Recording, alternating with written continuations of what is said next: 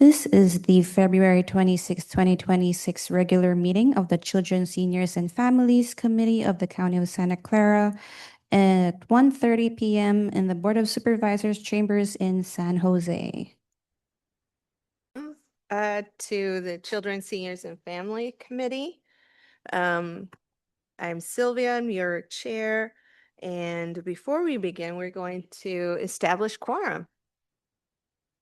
Vice Chairperson Young? Here. And Chairperson Arenas. And I'm here too. Thank you. You have a quorum. Awesome. Okay, Camille, so we are going to go on to public comment and check in with you to see if there's anybody who would like to talk about anything off today's agenda. We currently have one hand raised on Zoom. We'll do 2 minutes. 2 minutes, okay.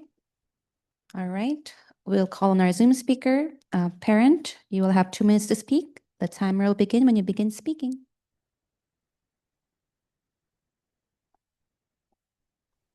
Yes, hello, good afternoon to you all. I've come to you guys many times. My kids are being sexually molested. My son, he's confirmed that beginning at the age of 13, Mac's wife was letting somebody molest him, rape him actually. There was unnecessary bathing with 2 of the children, and there was sexual contact between 2 of the children. And all this screams, do a screening for my kids. But because of my former attorneys involved, the county is refusing to conduct a screening for them. I mean, I can't get in an investigation of any kind for my children. And now this person is threatening to kill my kids and to make shoes out of their skins if I don't stop talking about getting a screening for my kids.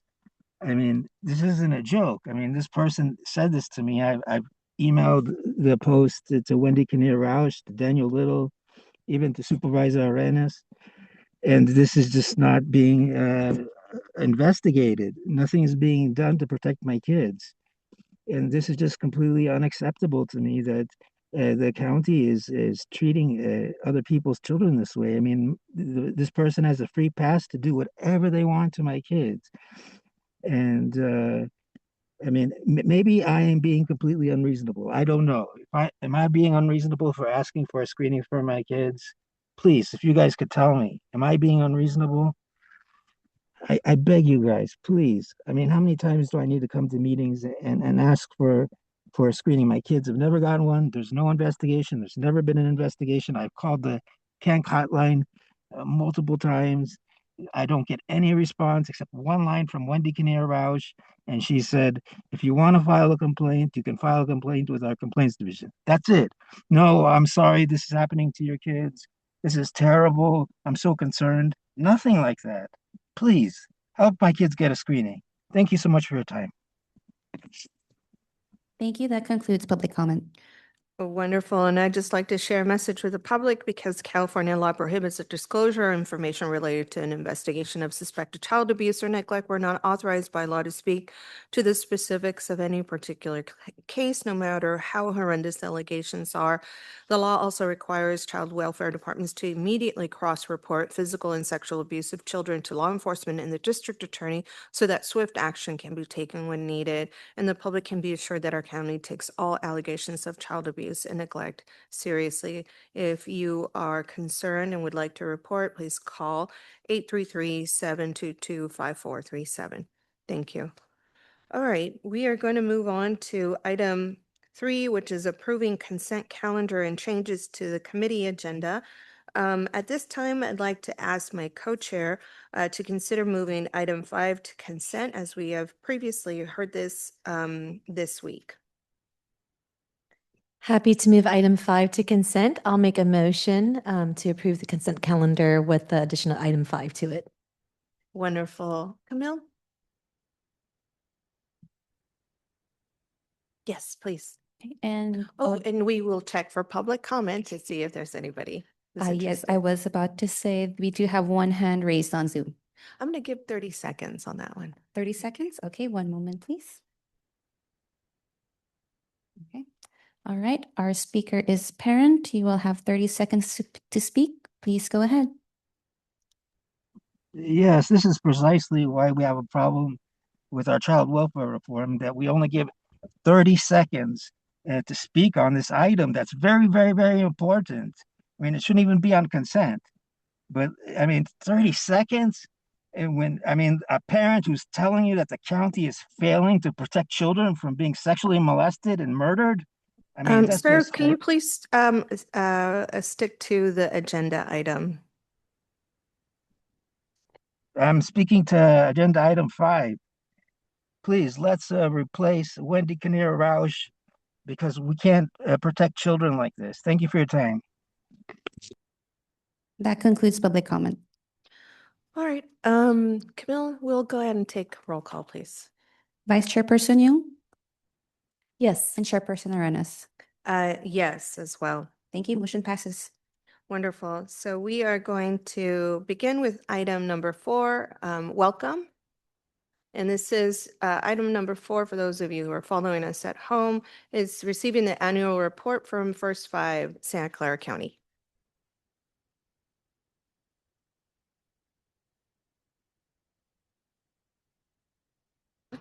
There we go.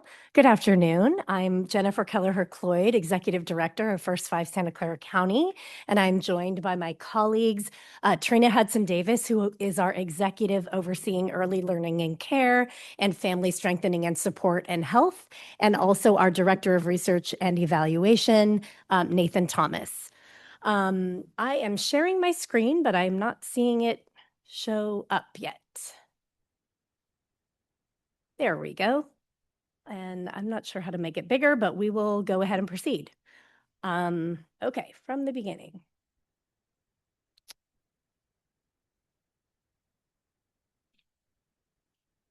And it's not letting me do it. Well, let me go back. There we go. Okay, wonderful. All right, here we are. We are First Five Santa Clara County. Now we've got our screens working. So this slide just tells you a little bit about our history of First Five, which I know everyone on the dais here is quite familiar with, so I won't reiterate it. But we were established by a voter initiative in 1998 that essentially created a revenue stream from tobacco products to support early childhood.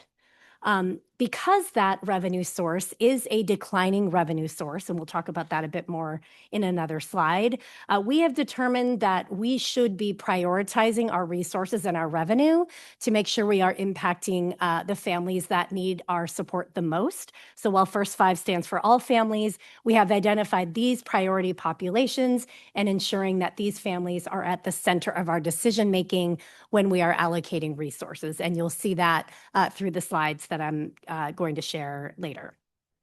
So this is a little bit of a by the numbers slide. So you can see how much we invested last year in Santa Clara County, 22.7 million. And these are some of the numbers: over 102,000 children, as well as 96,000 parents and caregivers.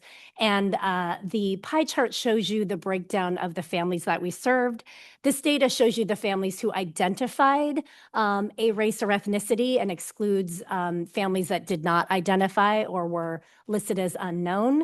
But you can see a significant chunk of the families we are supporting through our work are identify as Latinx, followed by Asian, followed by Black, African American, and then the rest of the populations.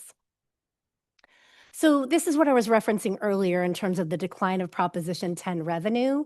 The dark green line shows you how that has declined since 2021 at a pretty substantial clip. There was a significant drop, as you can see, when the flavor ban passed. But luckily, at the same time, you can see the gray line, which shows that we have been successful at leveraging other revenue streams in order to support our work. However, I will share that some of those revenue streams are county revenue streams. And as you all know better than I do, many of those streams are in jeopardy at the moment due to the federal environment. This just shows you how we have allocated that revenue. So obviously, you can see a breakdown of where it came from and sort of where our investments are going. Our largest investments are in family strengthening, and that is where you see most of our Family Resource Center dollars, which is one of our most expensive and impactful initiatives, followed by child development. That includes our Quality Matters work and our support of the early childhood workforce. And then similarly, we continue to invest in areas of child health and improved systems of care. This just reminds you of our strategic plan focus areas. We shared more about this last year. We are currently in year 2 of that 3-year plan, and these are our 4 major focus areas. 3 of those areas are really external facing. The green square is really about working on diversity, equity, inclusion, and belonging within First Five to make sure it is really embedded in the fabric of how we work together as well as how we work with the community. And the other 3 boxes really encompass all of our work with our community, including our investments and programs. This is the second year of our Stronger Systems, Stronger Families initiative. This is our tentpole initiative that really came out of our last strategic plan and our largest RFP process that we initiated 18 months ago. So this is really looking at, as we closed out a multi-year, 7-year Family Resource Center initiative, this new initiative includes family resource centers and place-based centers, but also encompasses other efforts, including systems change work, as well as other community-based services. So this is just a quick snapshot of some of those programs. These are highlights. This is not a list of every single service or organization that we are supporting, but we think it gives you a good vision of kind of the areas of work that we're invested in and the number of families or children served. You can see that with those 2 arrows where it says SSSF, that's just really trying to explain that that initiative is a cross-cutting initiative that really looks at serving family strengthening, child development, and child health, as opposed to having different initiatives focused on different outcomes, since truly we believe that once the family is strengthened, child development and health are impacted and vice versa. Just a couple of programs we did want to highlight for you today. The first of which is our diaper kit program. This is through a large investment from our partners at SSA, and frankly, one of our most popular programs. So we have diaper kit distribution sites across the county. They are embedded in some of our family resource centers, and we also have many standalone sites, as well as sites with the Department of Family and Children's Services and the Santa Clara Family Health Plan. I do want to share that in the last quarter of this fiscal year, we've seen a significant uptick in families picking up diapers, and we anticipate that is not going to die down in light of the current environment of fear and also resources being threatened. So we have had to allocate an additional $130,000 from our fund balance in order to ensure we have enough diapers to last throughout this fiscal year. One of our other programs we wanted to talk about is the Guaranteed Basic Income Pilot. I know the county has invested in several of these pilot programs, including this one. First Five, as we had shared early on, is really looking at trying to address families that are at risk of homeless or falling into homelessness with young children. It turned out that this pilot, which was being run by Destination Home, had identified a significant number of families. You can see 225 children in the pilot were under 5. So we decided this was really an important investment for us at First Five to support those families who ideally move them out of homelessness and into stable housing environments, as well as link them to some of the services listed here, as well as link them to the First Five network for services for those families. And I believe the county, and as well as other philanthropic partners, invested in this as well. And like all of the pilots, there is a robust research study with findings that tell us what we've now known for 10 years, that this project and pilot works, and we just need to find a way to invest in it. And now I'm going to turn it over to Trina to share a little bit more about some of the programs that she oversees. Thank you. So I'll be starting with talking about our Quality Matters initiative, which really addresses three urgent realities at once when it comes to our early learning system, addressing the childcare shortage, workforce instability, and the need to improve just the overall quality of childcare. This year, we have served 5,539 children with with exactly 877 early educators enrolled. And that includes family, friend, and neighbor, family child care home providers, as well as their assistants, and also community members from our family resource centers. 48% of them pursued professional development that are directly tied to stipends, and 97% of families at family resource centers report feeling well supported and understanding of their child's development. You want me to? Okay. Um, so early learning apprenticeship, which is our paid on-the-job training. It's no cost college coursework, cohort-based learning in a community setting. We have now and throughout the program so far had 110 program participants. Recently, we launched a bachelor's degree program, which is stackable on top of the early learning apprenticeship, and we have 20 candidates right now. 89% of them plan to remain in the field. 82% participating employers plan to retain their apprentices. And, it's just another direct way where we're strengthening the pipeline into the early learning system. Slide. Then we have our TK Equity Initiative. For the last 5 years, I believe 5 years was the implementation, with this year being the first year it's fully implemented. California fully expanded their TK program. And through this process, we learned early on that the early educators that typically serve that particular age group was getting pushed out of the system. And so this initiative really worked on keeping them there. So we work with San Jose State University, which was the first, one of the first 3 educational institutions to offer the PK3 credential. And it's very similar to our apprenticeship in terms of like the wraparound supports that we provide.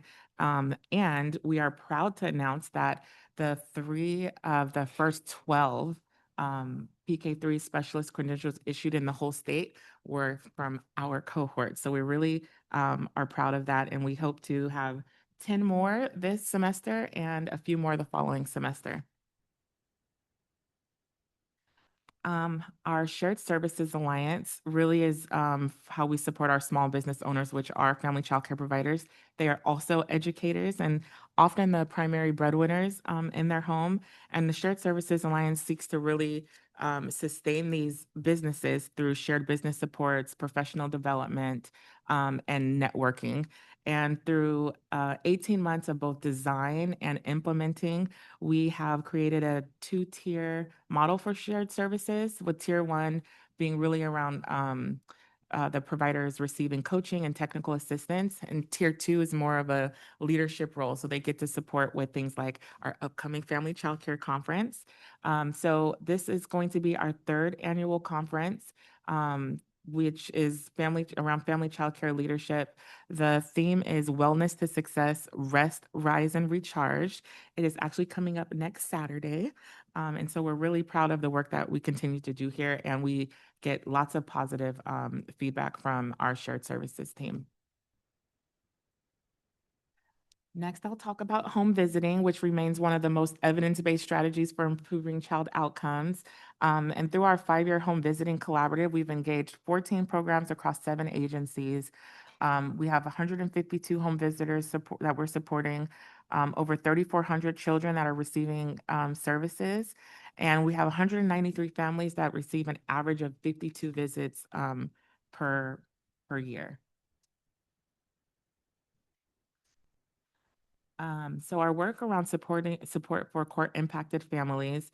We all know children under 6 in the system face some of the highest risk factors for developmental delay and trauma. So through our partnerships with Child Advocates of Silicon Valley, Gardner Health Services, Healthy Families, Happy Families, we have worked to ensure that children have trusted adult advocates, families meet court mandates while addressing immediate stressors, non-custodial parents maintain supervised contact, and these are all really, stabilizing interventions during a time of extreme disruption.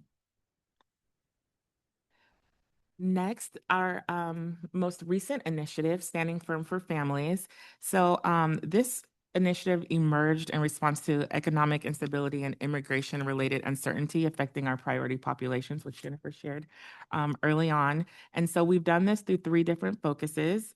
First, with our workforce wellness supports, which is us investing in those that are providing frontline support to the families that are experiencing these crises. We actually just recently launched the second part of our wellness supports. So the first part was with supporting our strategy 1 of our triple SF initiative. And 22 of the grantees were applied and they received their funding. Our next tranche is emergency funds, which our wonderful Nathan here is supporting. And that is really just around stabilizing assistance when, a parent or parents have been removed and just really providing those emergency supports. And our last tranche is around family preparedness, which we are really hoping to launch tomorrow. And that's around helping families build stable plans, especially again in the risk of what can happen if one of their parents is removed. So these are our responsive strategies into what we are doing to support the immigration community right now. Our wonderful Potter the Otter Day. So hopefully this isn't news to everyone, but we are hosting our first Potter the Otter Day. It's going to be April 25th at the Children's Discovery Museum. It is, of course, going to be a lot of fun, but we also look at it as a way of operationalizing our strategic priorities. So we talk a lot about family engagement. It's an opportunity for that to happen in that space. We're going to be promoting literacy. We also will have an area there for our Quality Matters participants to come and engage and network. And, we just feel like Potter is just always fun, so if we can get people to come out and celebrate and promote all of, the wonderful things that First Five offers, we are always ready to do that. Another exciting announcement. So we recently completed our newest Potter the Otter book, Potter the Otter Grows a Garden. That was sponsored through the California Department of Public Health. And this book really promotes nutrition awareness, early literacy, family engagement. It was developed in partnership with Veggielution and local families and support from the First Five team, of course. And we think it really reflects community voice, both in content and design. So we will be officially also launching that on Potter the Otter Day. So make sure you come out and celebrate with us. And I believe that's the end of our presentation, and we're open to any questions. Perfect. Thank you so much. I'm going to look to Camille to see if we have any in-person or online speakers. We do not have any requests to speak. Perfect. So I'm going to look to my co-chair for comments. Thank you, Chair. Thank you so much for sharing the annual report.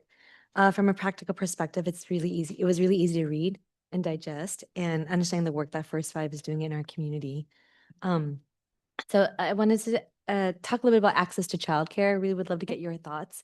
As it relates to access, which our colleague Supervisor Ellenberg has been such a huge champion for at the state level and locally. Would love your thoughts, today and of course in ongoing conversations as to how we can further local efforts to support access and opportunity on both sides of the equation for families and for providers. And congratulations on the first 3 graduating members of the cohort, by the way. I think that's one of the answers right there. Yeah. But, just turning to your expertise and your innovation, would love to get a flavor of what you're thinking of in the time to come. I'll have Trina answer. Trina has been in all spaces of childcare throughout her career, so I think she's got the most knowledge here. It definitely requires like a comprehensive support. I think there's different challenges both when it comes to a mixed delivery system that the state is definitely endorsing, but really all of what we're trying to do requires money. And so we talk a lot about worthy wage and how we can make sure that all providers are making not just a livable wage, but a wage that they can thrive in, and so it's difficult when you're talking about the mixed delivery system, as there's not just like the public school systems, but we have our family childcare providers, our subsidized providers, our FFN providers, and most children are in spaces that are not licensed. So it's like really being creative around how we can elevate all of those spaces promote quality, which definitely all of our programs do. I definitely think from a fiscal standpoint, if we really want to retain and grow, then we have to really figure out ways how we can compensate the fields much better. And I think this is exacerbated, obviously, in our community, especially because of the very high cost of living in terms of operating a childcare, but also we have so many families that don't meet the federal or the poverty guidelines in order to be eligible for some of those subsidies. So we have not only families with subsidies who can't find a spot, that is a real problem, and we have a number of families who are just above that threshold who really can't afford childcare, but they're not eligible for any support. So I think we have to look at both of those populations in particular. Yeah, thank you. Thank you for that insight. And that's actually what San Francisco is doing. They're looking at that threshold of families because they have a similar cost of living challenge. And how do we effectuate changes there? Does that happen at the local level, up to the state, or state to local? So, I mean, ideally, we're looking at doing it at the highest level rather than, a county by county or city by city solution. I do think, we have done various efforts. The city of San Jose has done scholarships, for example. So there are programs. The only issue is most of the programs are pilots. And so, we're able to support families, but eventually those go away. So truly, if we can, at the state level is, I think, really, obviously, if we could do it at the federal level, all the better. But there's not much getting done right now at the federal level in this space. But I certainly think at the state level, really looking at the true cost of care would make a big difference in terms of families being able to access it because more providers would be able to remain open. The mixed delivery piece that Trina is referencing is because of so many children moving into that TK space, it makes it really difficult for operators, all operators, including center-based operators, because it is so much more expensive to provide infant toddler care than it is to provide care for 4-year-olds. So it's definitely a real shift in the economic model. I'll also add, there's I believe it's New Mexico that has done like free childcare preschool for all. So I think there's emerging model that could potentially be there, but it's very, very preliminary and they don't have a lot of data out yet. Right there with you, Trina, I checked it out. So they funded it through their Oil and gas. Yeah, I was like, dang, we don't have that. Yeah. Not in the same way. They're the oil and gas. They have a lot of oil. Yeah. And San Francisco has had a city ballot measure. Yeah, thank you. And thank you for just turning over all the leaves and stones to try to find. Yeah. If you have an idea, we're with you. Yeah, I'm working on it. We're all working on it. Thank you for that. I think, and I know from your report in 2023, there was a gap of 30,000 childcare spaces. Do we have a sense of what that is today? No. So our County Office of Education does that study, I believe, every see. 2 years. And I do think the gap for infant toddler has widened, again, for that same reason that some of the operators couldn't stay in business because of the TK model. But I have a feeling that your director of your Office of Family and Children Policy might actually have that number in her head, should she care to join us.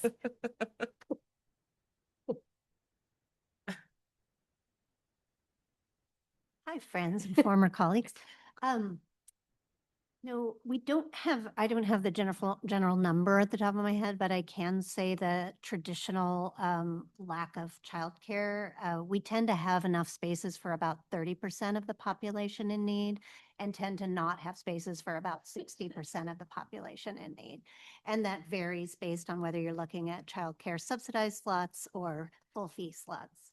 Yeah, But we are working on these issues in the childcare blueprint, which First Five is involved in as well.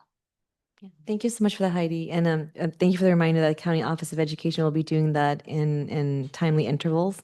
Yes. Be interesting to see how the TK expansion has impacted, uplifted, or what I've also been hearing, negative, unintended consequences Yes. in Yes. certain areas and certain age groups. Yeah, and the partial day aspect of it is another challenge for families. Yeah, thank you. Well, thank you so much for this presentation, for the work that you do. I understand that funding streams are a challenge right now. On the one hand, we do want people to smoke less, right? Yes, we do. Yes. On the other hand, we constantly need revenue, right, to do the great work that supports life, right? That's right. So I know that's going to be an ongoing conversation between all partners to identify sustainable ways to support. But just thank you for your great work. Super excited about Pot of the Otter. What a great spokesperson for drinking water and healthy lifestyle and living. Yes. Yes. And I had a chance to visit the Discover Museum on the opening day of their Pot of the Otter exhibit. So I love that there's more to come with the new book, his latest book launch. Yes, and the exhibit's coming back as well. So that will be open during Potter the Otter Day. And we also, this isn't in the slides, but we also are doing a revision with Santa Clara Family Health Plan, a revision of our vaccine book that was originally designed for COVID vaccines. But in light of some of the concerning trends, downward trends on childhood vaccines, we're partnering with them to revise that book and make it more generally promoting, following up on your recommended vaccines. So we should actually have that out in the next couple of months as well. Very In timely. 7 languages. Very timely, very necessary. Thank you for that. And Pot of the Otter is going to be at our Lunar New Year celebration next week. So Yes, excited. Potter's very busy that day. Potter's very busy and Potter's very culturally competent. I really appreciate that Potter is a friend to all communities. That's right. Yes. Well, thank you. Chair, that's all my questions for Thank today. you. Thank you. Appreciate it. Going to pick up a little bit from where you left off. I heard the TK impact. And I'm going to guess that you're already part of the local early education planning council, and they are meeting to look at create recommendations for the mixed delivery system, correct? Yes. Right. And then I'm going to also assume that you're going to address this gap or the gap that TK is creating. And I'm wondering what has been some of the inputs or the recommendations so far? I mean, I think it's still kind of early to tell, at least in the conversations that we've been in, and especially when it comes to like the most immediate impact. I think there was just a lot of fear of what could happen. And as of right now, I think that fear is still there. I think both for families and for providers, like just not knowing like what it means. Like some programs do have like the half day program, right? And there's supposed to be extended learning opportunities outside of that, but that's like district to district, school to school, just not really consistent. And so we have learned that some families were just really decided to remain in whatever traditional settings that they were in. So I think it's just ongoing, and we're just really trying to keep our ears and hearts out to everything that's going on in the community. I think one of the other, ideally, if we could better link our providers within school districts and school attendance zones, really they could help each other with the parents who are struggling to figure out that gap when kindergarten gets out at 11:40 or TK gets out at 11:40 for some of our districts. Yeah. So we really see opportunity there, but it's very challenging in our environment of so many different districts. So this is definitely something we think the County Office of Education can really help with because they do hold the resource and referral contract as well. So they really have the list of who the providers are out there. And so that's, something that is a conversation with the local planning council. And I think something that has come up through our Shared Service Alliance team as well is if they could be better linked with their local school districts. But it is challenging. And then there's still more like information, right, that's going to be coming out. So for example, at the onset of this implementation, I don't think it was, strongly considered the impact from a licensing standpoint for where these children would be, this age group of children when it comes to after school programming, because it just wasn't traditionally for, these Right, so right. For like older some of- kids, yeah, some typically. of those things, like even licensing is struggling to figure out like what is the best place and space to support this age group.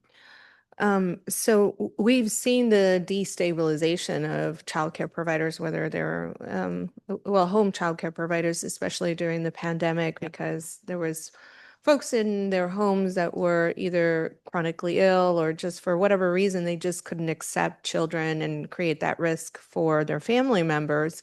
Um, Center-based care is a little different, right? Um, and one of the things that we were exploring, because we at that time there was a survey that was happening with childcare providers, and they were very interested in becoming or offering services in a very different type of setting. And we had an idea, and this is actually during the transition when I was leaving the city and coming into the county. And so it kind of it just hung in the air. But a lot of the childcare providers, when we asked First Five to include some of the questions in their survey, would you be willing to provide childcare services in a different setting? You know, they were just very much on board with that. And it was just a matter of trying to figure out, and we already know what school districts need and where the families are attending that need the most support, that have parents who are impacted by poverty or have multiple jobs. That it is a luxury to have to go to TK, to go to pre-K, to go to any center-based program because usually it's just 3 hours, right? Or the unlicensed is very limited in terms of what they can offer, like the city of San Jose's programs. And so what we were trying to do is really marry some of these different funding sources, but have one location and have it be at a school because obviously their environment's already set up for it, and be able to have some of those school teachers come on board, have unions work those issues out, iron things out. And I wonder if there's an opportunity for us to return back to that, since at this point, it may not be only the home childcare providers who, and this is one of my questions that I have is, where are they at in terms of pipeline? I know that you're creating a lot of opportunities to grow that pipeline. Are we back where we were pre-COVID? And childcare providers, center-based, I think, are the ones that you were talking about that are mostly impacted by TK, I think is what you said, or just in general, then I think this is an opportunity for us to really be creative about where do we provide the service? Because I'll tell you, as a mom who had a kiddo, I had flexibility, but I didn't have flexibility all the time. So I would have to ask grandma to go pick up my kiddo from school. And it's really difficult to do, right? As a mom, to be able to provide that opportunity for your children, and much less if you have 2 different jobs with logistics that you have to, and multiple children, right? So I'm wondering, are we thinking about very creative opportunities with the school districts? I mean, I hear you, a county office of ed doesn't speak on behalf of school districts, and specifically, I know they do the R&R, but they are not the ones representing the school districts. Right. Have you had or begun to speak with any school districts to see how creative they can be? So we actually have been looking at some of the elementary schools that unfortunately are closing. And so we have some facilities that are potentially open, one of which actually is the Toyon Elementary School in Berryessa School District, where Cadango, as an operator, has rented out the full site. The Children's Discovery Museum is interested in moving the Potter the Otter exhibit there permanently. And we looked at a model just a couple of weeks ago, and actually Heidi joined us as well, where Solano County actually was able to get investments from their state and federal electeds to modify the facility. And they have a center-based operator, but that operator is also providing classrooms potentially to family childcare home providers who their only expense is really the shared operating expense of the space. So they don't have to rent the classroom.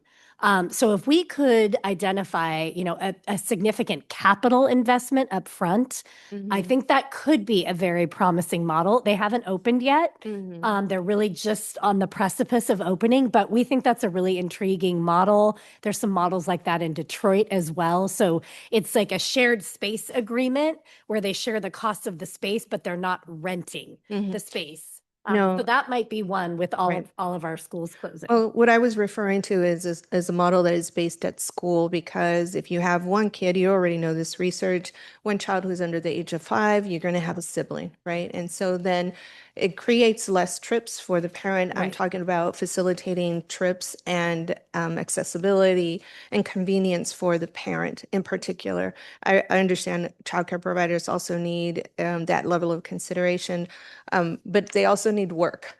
Right. Mhm. And so whether it's on site at the school or, at some very creative sites like this, what I'm hoping to maybe take offline with you, and I can take this myself. I'm thinking about attending those meetings myself, is being very creative on site at the schools. At the schools that are operating. At the schools that Yeah. are operating, not Yeah. that are, Right. that I know they're vacated, because my daughter's actually, her school is closing this school year. So we are unfortunately impacted that way as well. But there's opportunity for other Yep. folks to come in. But what I was referring to, an active school. So I'm going to move forward and ask about the diaper kit program. I remember when Jolene first established this, and I think we were the first ones to help at the city of San Jose contribute, especially during the pandemic, very significantly. And I'm just so pleased that it continues to live and that it's thriving. And just this is amazing that you're continuing to provide additional diapers. I wonder what you said that you had to contribute, I think, an extra 130,000. What does that mean in terms of families or children? Does it mean like 20 more families, 50 more families? So it may not mean, I mean, what it will mean is based on the family uptake we have now, we want to make sure we have enough diapers for them. I think based on the quarterly report, we definitely had a significant uptick. I don't know that I have the exact number or even a range of families. I'm looking to see if Nathan has that. Just the increase. I know we know the increase in diapers, but do we know the increase in the number of families that were coming monthly? Yeah, we can look that up for you. Perfect. All right. That was just a question that I had. I thought, gosh, how many families are coming to you in addition to whom already came? And I guess the other question there was, there's some folks who might be relying on the diapers, obviously, because the child hasn't grown out of them. Is there any additional support for, toilet training? I know it was a challenge for me. Boy and girls are very different, right? And sometimes kiddos have a really hard time transitioning out of them because there's lack of stability. And for a lot of our families who just are impacted by poverty, there is a lot of lack of stability. And when I was working in the clinics, there were some families who couldn't transition out of diapers because they didn't have access to the bathrooms, especially overnight. Mhm. And the doctor couldn't say, "Hey, listen, this is a concern," even though the child is above a certain age. There's a lot of really compassion and understanding.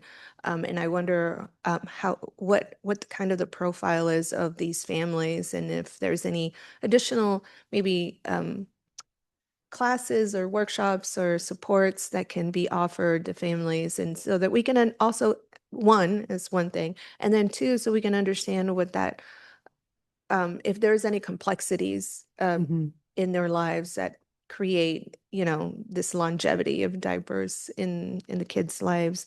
So that was just something I was wondering if there's any opportunity to maybe gather some of that information. I would really love to know, because I know that a lot of our families, and I saw the number, I saw the ethnicity breakdown, Yeah. and I'm guessing those are a lot of families who are living multiple families in one location. Yeah. We do listening sessions every year with those families. I don't think we were specifically asking questions about, are you having challenges with potty training? But we can definitely, add that to our listening sessions this year. And I mean, the one thing that we think about with the diaper distributions is that we try to have them all embedded in a space where there are other supportive services, as opposed to take your diapers and go. Right. And we No, of really course, find yeah. it's really a gateway to a Yeah. lot of those services. So families might come a couple times to pick up Mhm. diapers. Now they're coming to story time. Yeah, they're now warming they're up to the yeah. So now system. they're integrated with the family resource centers, and that's Love actually it. what the data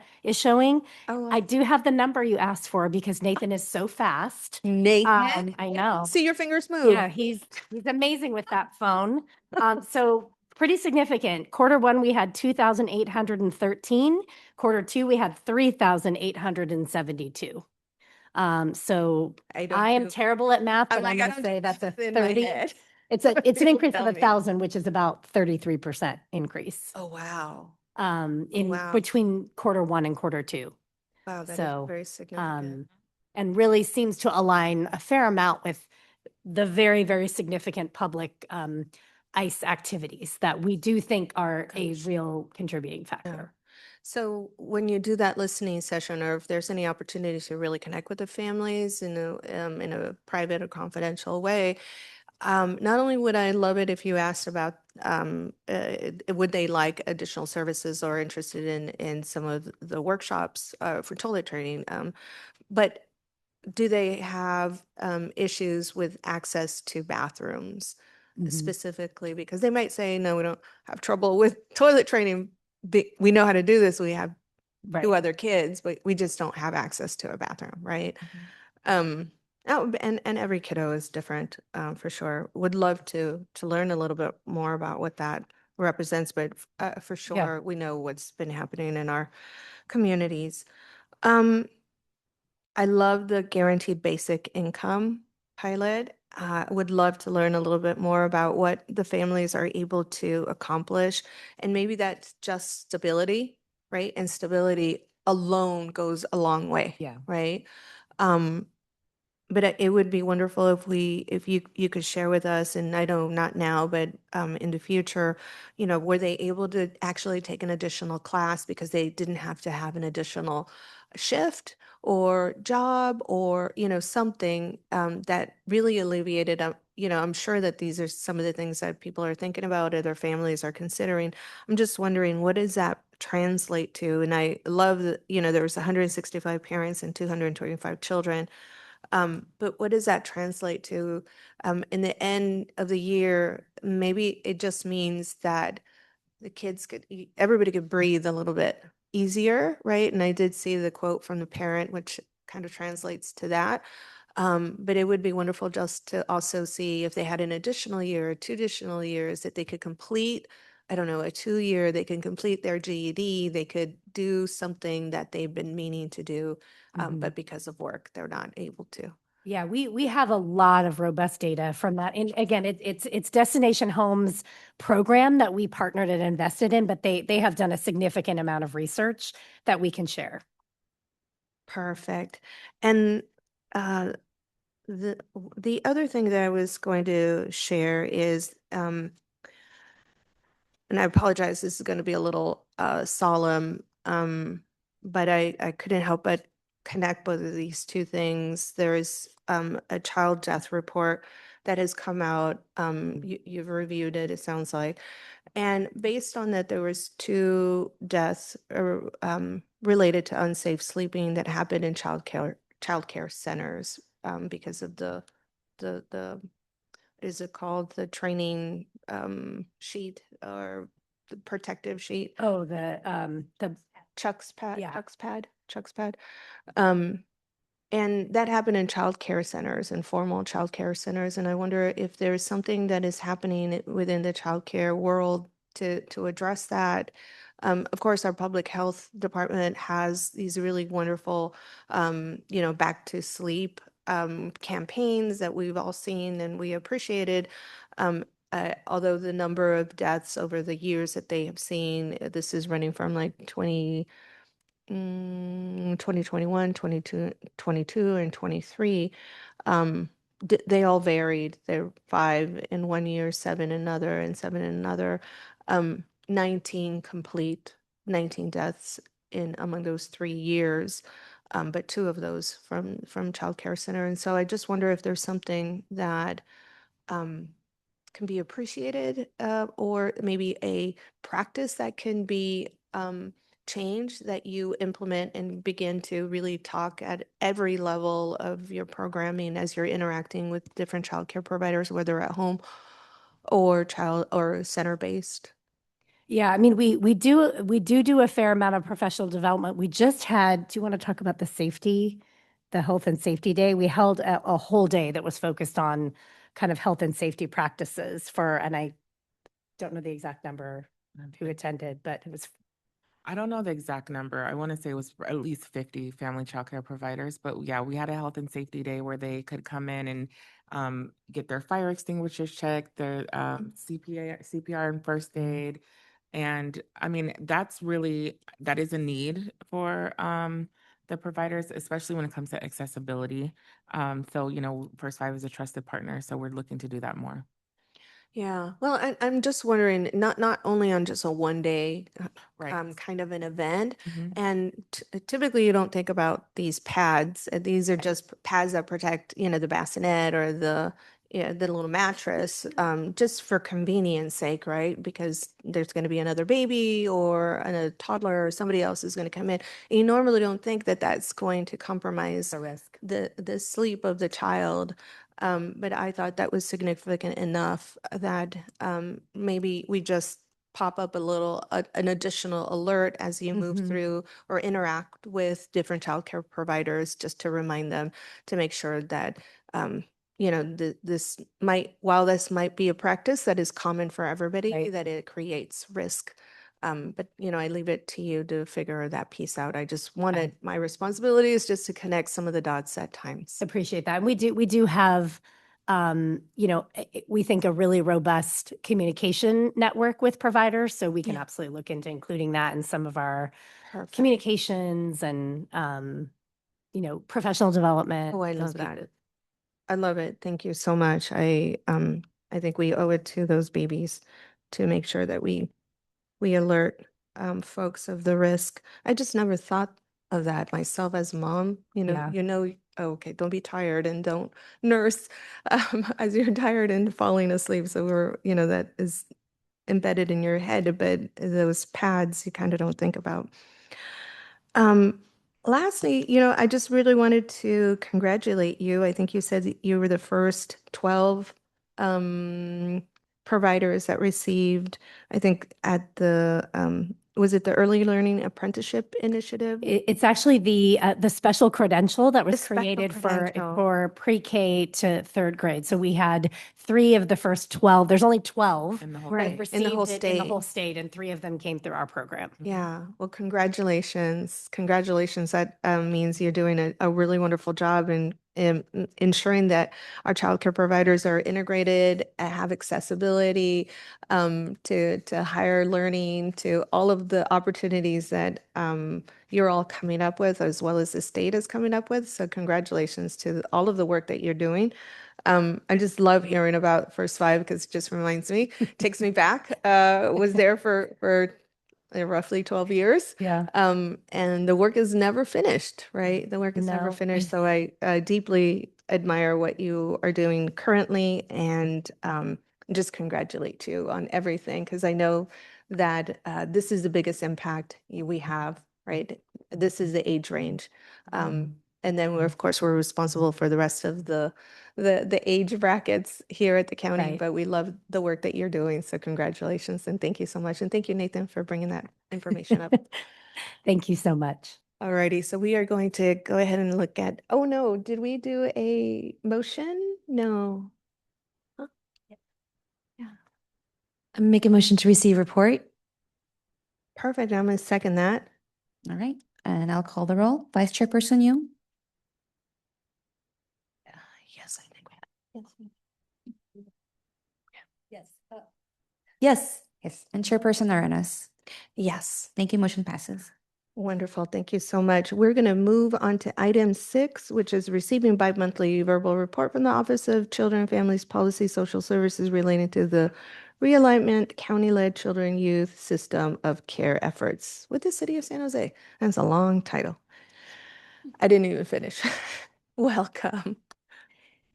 Good afternoon, Chair Arenas and Vice Chair Young. Heidi Amberling, Director of the Office of Children and Families Policy. This report is the first of the bi-monthly updates on progress to be shared with the CSFC, which was requested during the joint CSFC and City of San Jose Neighborhood Services Unit meeting in December.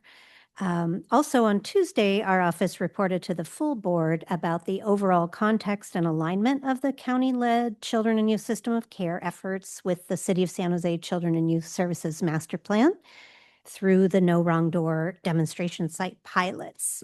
The pilot's being implemented by Catholic Charities through its Franklin McKinley Children's Initiative in the Seven Trees and Santee neighborhoods, in addition to the Si Se Puede Collective through Somos Mayfair and Grail Family Services in the Pokeway and Mayfair neighborhoods. In the past few months, the demonstration sites have moved from planning and hiring of staff into implementation. Outreach to families has begun in a way that prioritizes resident safety and trust given the current political climate, such as by providing advance notice that they will be at a community location at a particular time and day. Simultaneously, both demonstration partners are working with the city and the county to develop tools that facilitate intakes, track referrals, case notes, family interviews, closure surveys, all necessary infrastructure supports that support high-quality coordinated services to the community. A key focus will be continuing to learn from these early implementation efforts and further refine inter-organizational referral pathways, particularly in response to persistent systemic barriers such as limited availability of services. Ultimately, the learnings from these pilot sites can be shared and expanded to other resource center sites around the city and county, and any policy needs can be elevated and shared with the board.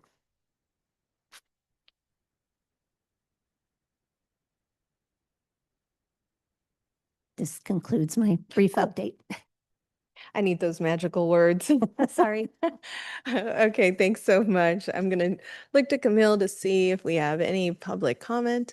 So we have one request in person and one request on Zoom. Okay, we will do 2 minutes. 2 minutes, all right.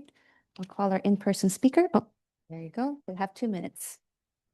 Hello, good afternoon, Chair and honorable committee members. I'm Sona Grover, Director with Catholic Charities of Santa Clara County. I would like to briefly expand on the public comments I shared during Tuesday's Board of Supervisor meeting and highlight the early data-driven outcomes of the city's Children Youth Service Master Plan and county's Families First Community Pathways pilots. In just 6 months, we are already seeing measurable results. In the Santee and Seven Trees neighborhoods, outreach efforts reached over 1,000 residents, with more than 80% reporting increased awareness and willingness to engage. At the individual level, 42 unduplicated families are actively participating in prevention services. We achieved a 98% of referral engagement rate, and 80% of the families report increased stability. And 91% have adopted a new parenting strategy, which is well above the projected rate for the services we were hoping. These early outcomes demonstrate that prevention-focused, community-based services are working. As we continue strengthening data collection, refining service delivery, data platforms, and aligning with county and city systems, we are building a model position for long-term impact and potential replication in other neighborhoods. We respectfully ask the county and the city to remain fiscally committed for the year 2 and sustain the momentum. Thank you. Thank you. And we'll move to our Zoom speaker. Our Zoom speaker is Parent. Parent, you'll have 2 minutes to speak. Please go ahead. Yes, thank you. And thank you for the presentation. I mean, we do need strong collaboration between our cities, particularly our largest city, San Jose, and the county. And I was just wondering, what happens if the city of San Jose discovers child abuse, such as maybe perhaps child molestation, or the child is in danger of physical danger, and the county does not care or do anything about it. Does the city of San Jose have any recourse? I mean, that's my question for the presenter. I mean, is can San Jose do something? I mean, we just had a report recently that we had 3 additional child deaths uh, due to negligence from the county. What if one of those were reported by the city of San Jose to the county and nothing was done about it? I mean, I really want to know because I mean, I can't get a screening for my kids. And I think that our cities should have separate powers, perhaps. I don't know. I don't know what can be done. Thank you for your time. Thank you, and that concludes public comment. I'm gonna look to my co-chair. Yeah. Go ahead. Heidi, thank you so much for your work on this, and I really appreciate the thoughtful conversations that have been going on for some time, and most recently at Tuesday's board meeting, at our joint county city meeting, and all the updates along the way in terms of where this where things are heading and how things are going. And I really look forward to the next report in about 2 months, where I know there'll be more data to share. And also thank you to our representative from Catholic Charities Day for bringing some preliminary data to help us understand that really this is what I think what everybody has always known to be true. This is going to be a good idea when you do place-based services and really lean in and center community in this. I would be interested in hearing what trends are emerging from the data collected as we got a sneak peek of today when this report comes back again. And I believe our contracts for demonstration sites have robust reporting requirements. So I want to make sure that we are city and county, our mutual our operations are collecting data in the same way, or collecting the same points of data so that it's not apples to orange, or doesn't require converting, of information. And that was one of the takeaways from our joint meeting with the city, that we were going to do some work around that to define.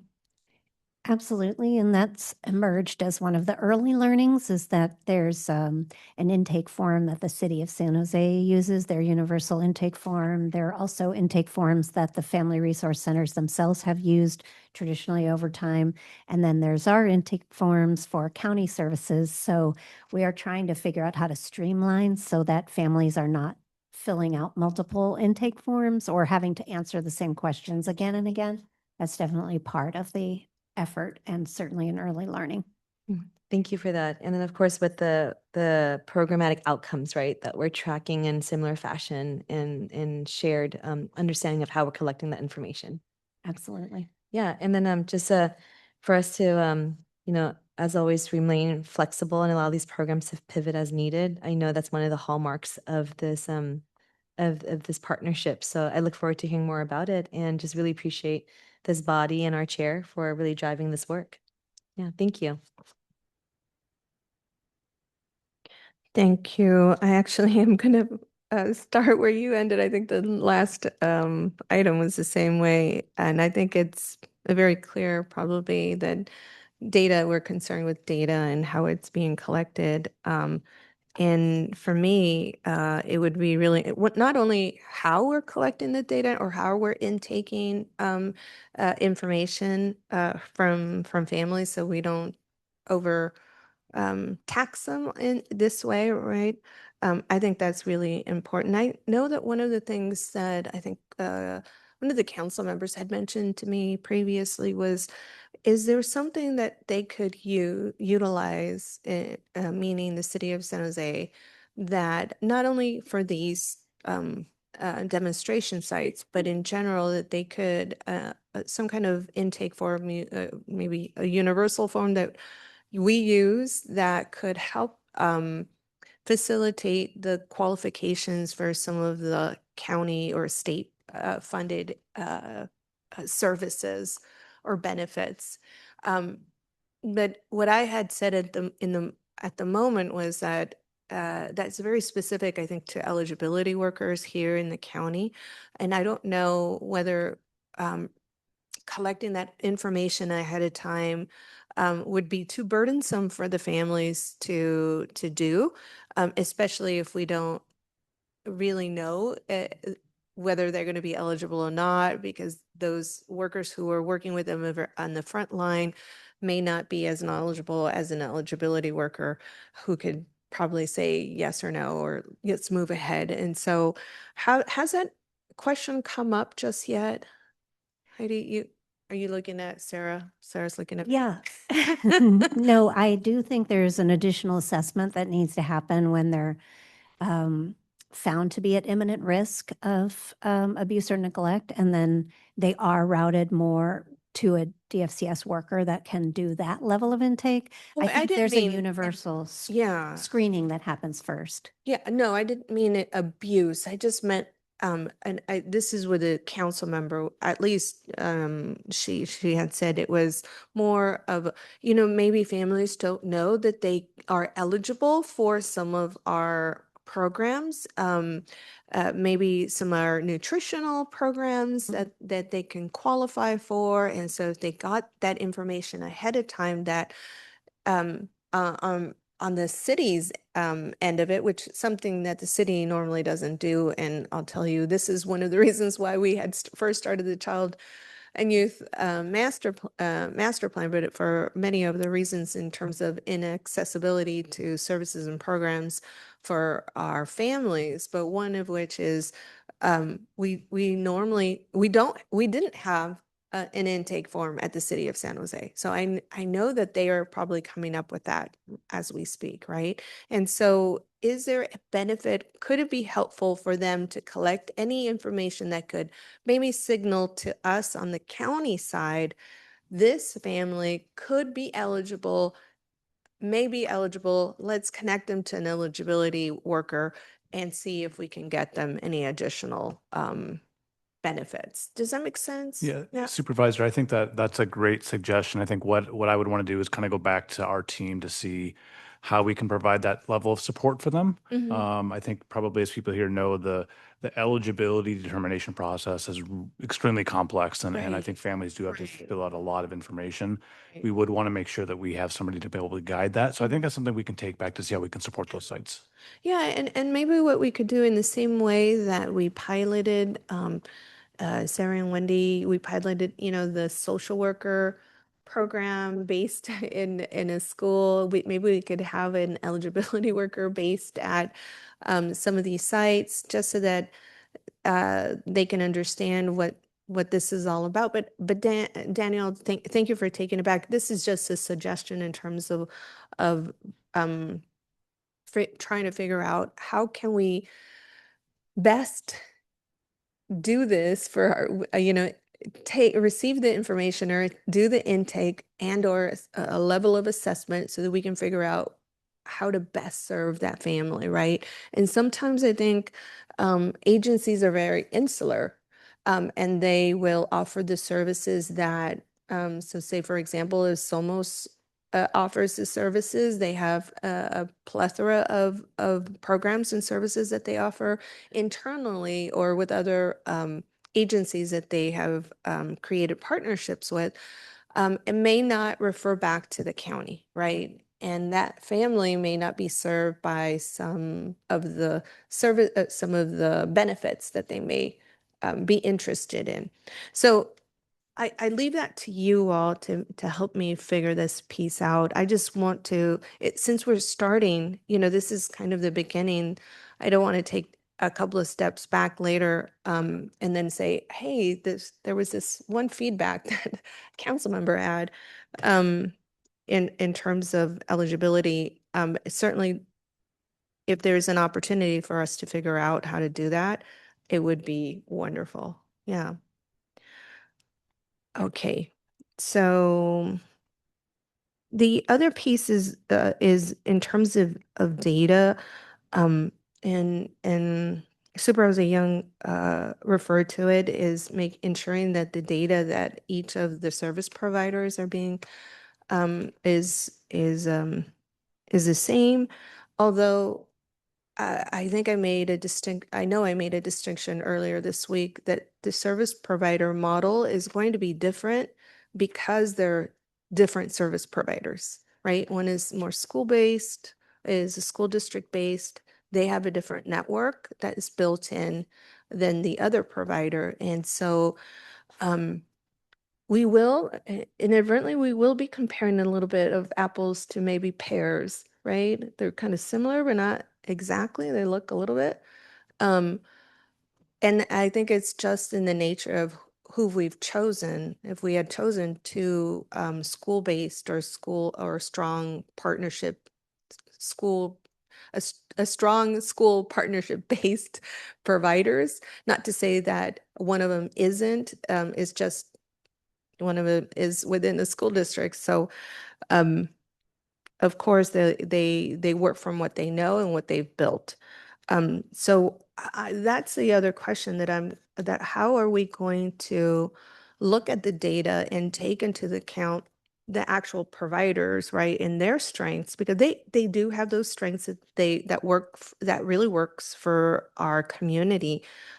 So when we deliver the or try to replicate the system that we learn, I don't know if this is maybe, two different service provider models and to see which one is a comparison. I don't want to use it as that, but we kind of inadvertently will be doing that. I can start us off and then Heidi can Yeah. certainly elaborate because I think she's been working more closely with the providers in the past couple months and talking with the city of San Jose regularly, which has been helpful. So this is a pilot, right? And we want to take what's applicable and apply it wherever we can in terms of increasing access and best practices. And I think through the information we're going to collect from the providers, and we got a lot of feedback on Tuesday, as well as just in conversations that we've had with stakeholders that are interested in this pilot, we can take back really useful information about what's working in terms of services provided that are specific to the pilots and specific to the locations where the organizations are working, be it an FRC or be it a school or just be it in community. And look at how we can apply that in different contexts. I was in a meeting last week with nonprofit organizations totally unrelated to the pilot. And I could see kind of when we start to talk with providers that we have grants with or that are doing services and are interested in navigation or kind of referral and outreach practices that work well, we can start to bring what we're learning into those contexts. So I think what it is it's learning from these two pilots, understanding what works, and then trying to apply it as much as we can to our existing grants and funding. I hope that makes sense. No, it makes sense. I just think if I was thinking as you were speaking that the schools and the school system will have a kind of pre-identified some of the families and some of the children that are impacted and really given us a heads up in terms of, we see these behaviors or we see these resources that are lacking or that our families would benefit from. And maybe in the other system, within the other network of the service provider, that may not be available. And so then how do they then go into that community and look for the most of the families that are most in need, right? So that we can have a leveled approach. Otherwise, and this is something I mentioned earlier this week, service providers will do what they do best, which is outreach and connect with families. And the families that tend to respond are the families that are more easily engaged. But that doesn't mean those are the families that we need to support the most. Of course, we can support at the many different levels, but I want to make sure that we have a tiered approach. One that is, for in general, just all of the families with I don't know, prevention or just family support, but some of those that need some additional in I don't know, a tiered tier 2 approach, and those are the families that probably the school district has already identified and could help out with referrals. And maybe we could emulate that with the other service provider and approach one of the schools and do the same thing. I want to make sure that we are serving the different kinds of families that exist within one community, and that we not inadvertently create two different models, one that will be for kind of the general public and the other one for maybe a higher need. Um, and we already understand that difference, right? I'll just add, I think what you're describing is a very adaptive, is taking what we're learning and being able to adapt it based on the context. And I'm going to defer to Heidi because I think one space that could be really useful is the Schools County Collaborative for this, and thinking through how we share. And we both kind of bidirectionally discuss what we are learning from the pilot, what's working in terms of the kind of full continuum from outreach to understanding the service need to making those referrals and then closing it. And I'm interested in what Heidi's thinking around the Schools County Collaborative as an avenue for that. Got it. Yeah, Mhm. absolutely. I think that's a great venue for talking about what the schools are seeing and how we tie them into this work. We Mhm. are talking about merging a lot of different systems, the community-based organizations, the city of San Jose, the county, the schools. So there's some systems partnership work that's going on. I think the Children and Youth System of Care is a great opportunity for all the system partners to come together, learn from these pilots, learn from Mhm. what's happening, Mhm. and everybody share their voice, uplift their voice in terms of how do we address some of the challenges that have emerged and how do we make sure that we're meeting the needs of the families, Okay. to your point. Great. Would love to figure out and be part of that conversation in terms of criteria and the different approaches for the families that exist within a community, but also that may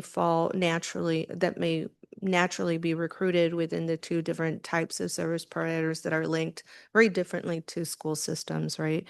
And I hear you.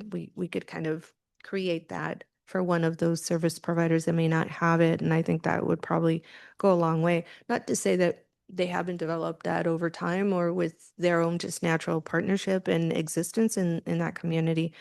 I just want to make sure that they're kind of fair, if we're fair in terms of how we're providing services.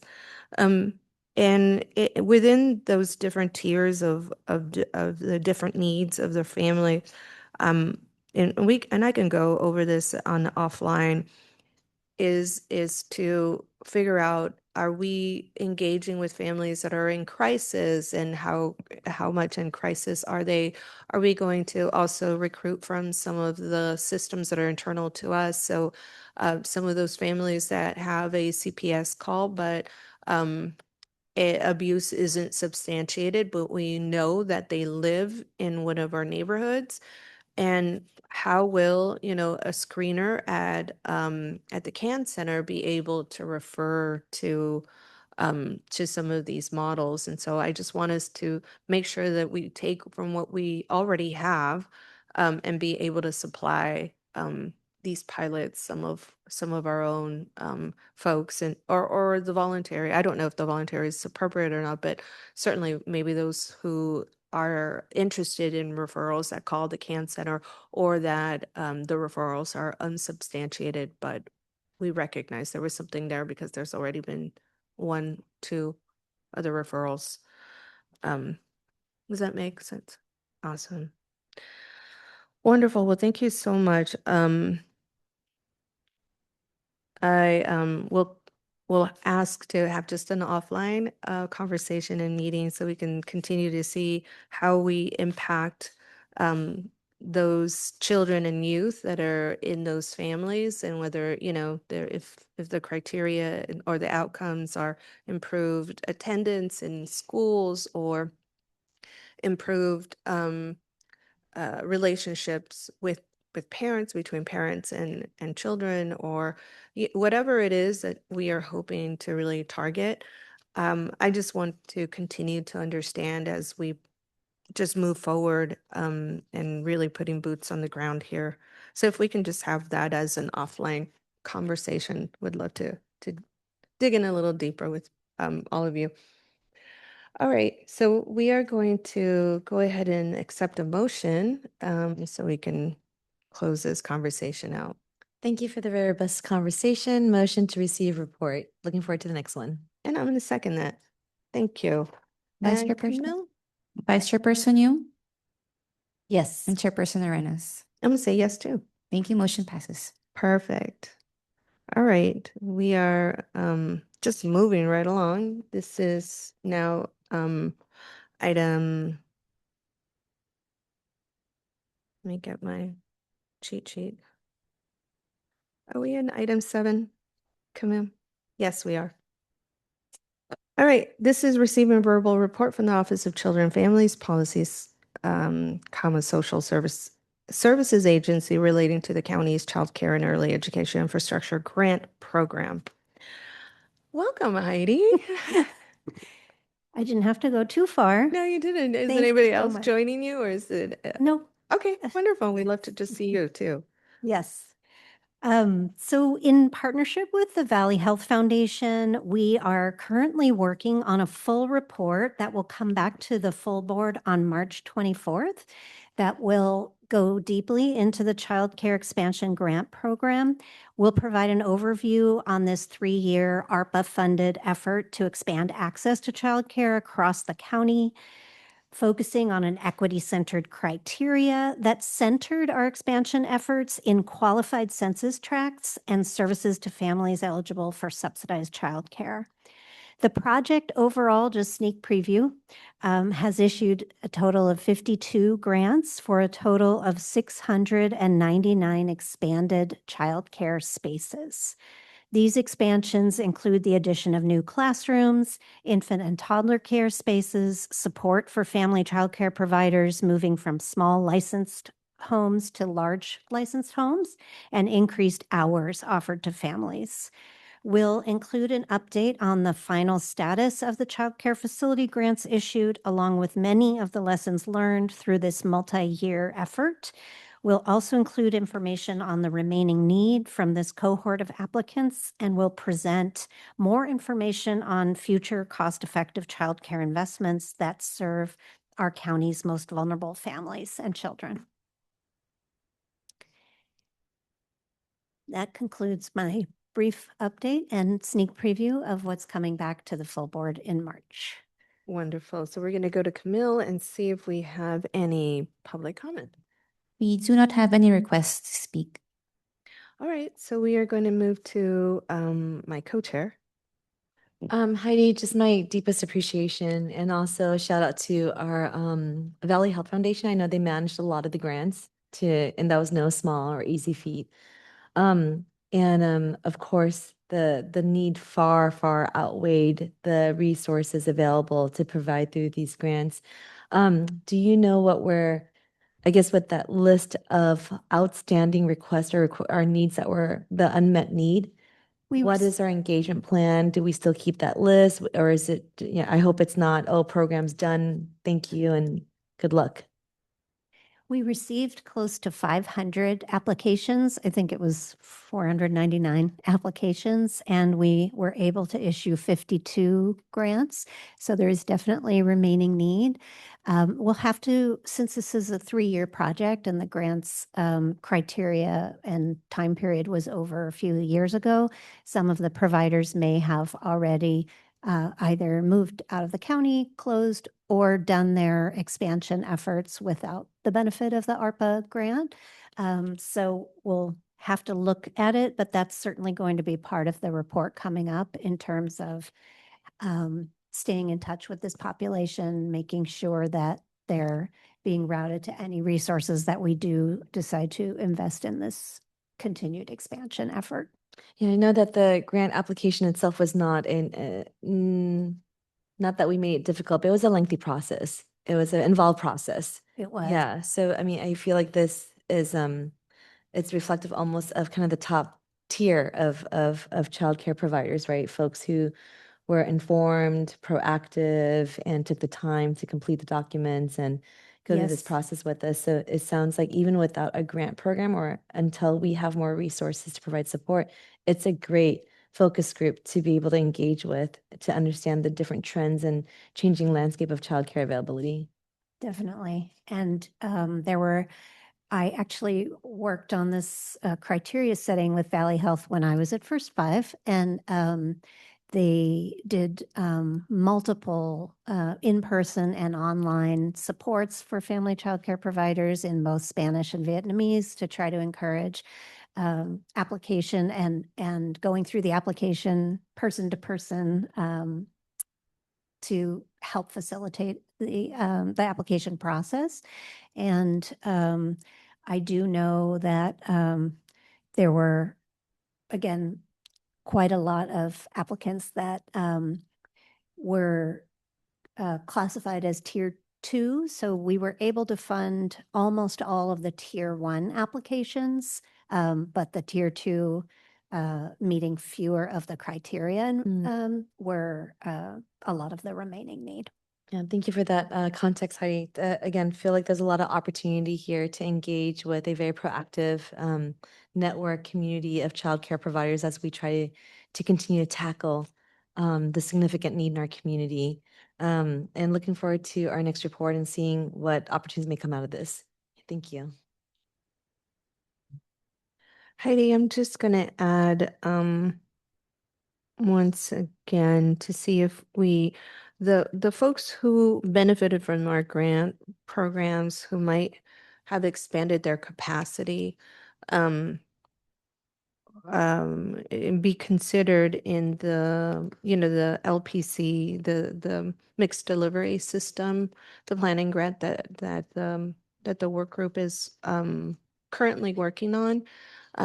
In the same way that I talked about earlier, let's think about schools, let's think about just some really creative ways. I just want them to also be considered because they might not have been in existence or an actual option, right? So I just want us to be able to have them considered. Do you attend those that work group? The local early ed planning council? Well, they have the Or- planning grant that is a recommendation for the mixed delivery system, and I think they're in the third year of the 5-year grant. And they haven't come up with actual recommendations, is from what I understand. Sorry, I'm not sure which working group that it is.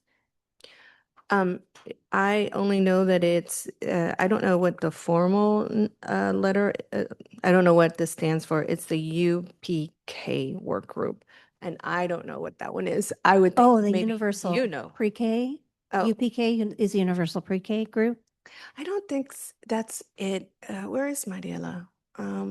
She was with me at the meeting. No, it wasn't the universal pre-K. Sorry, I'm looking at my materials and I think I wrote this one incorrectly on I'm the certainly happy to incorrect. follow up with you Yeah. after the meeting. Yeah. So there is a mixed delivery system grant that they are planning for. And the recommendations haven't come up Okay. yet. Are What is it? The Catalyst grant through the You- Jobs First? You probably know better than me. Okay. They used a lot of acronyms. There are so many acronyms is- in education. It is so heavy on acronyms. Yes, After a while, I'm not sure what, well, I won't use my own acronyms here, but Yes, yes.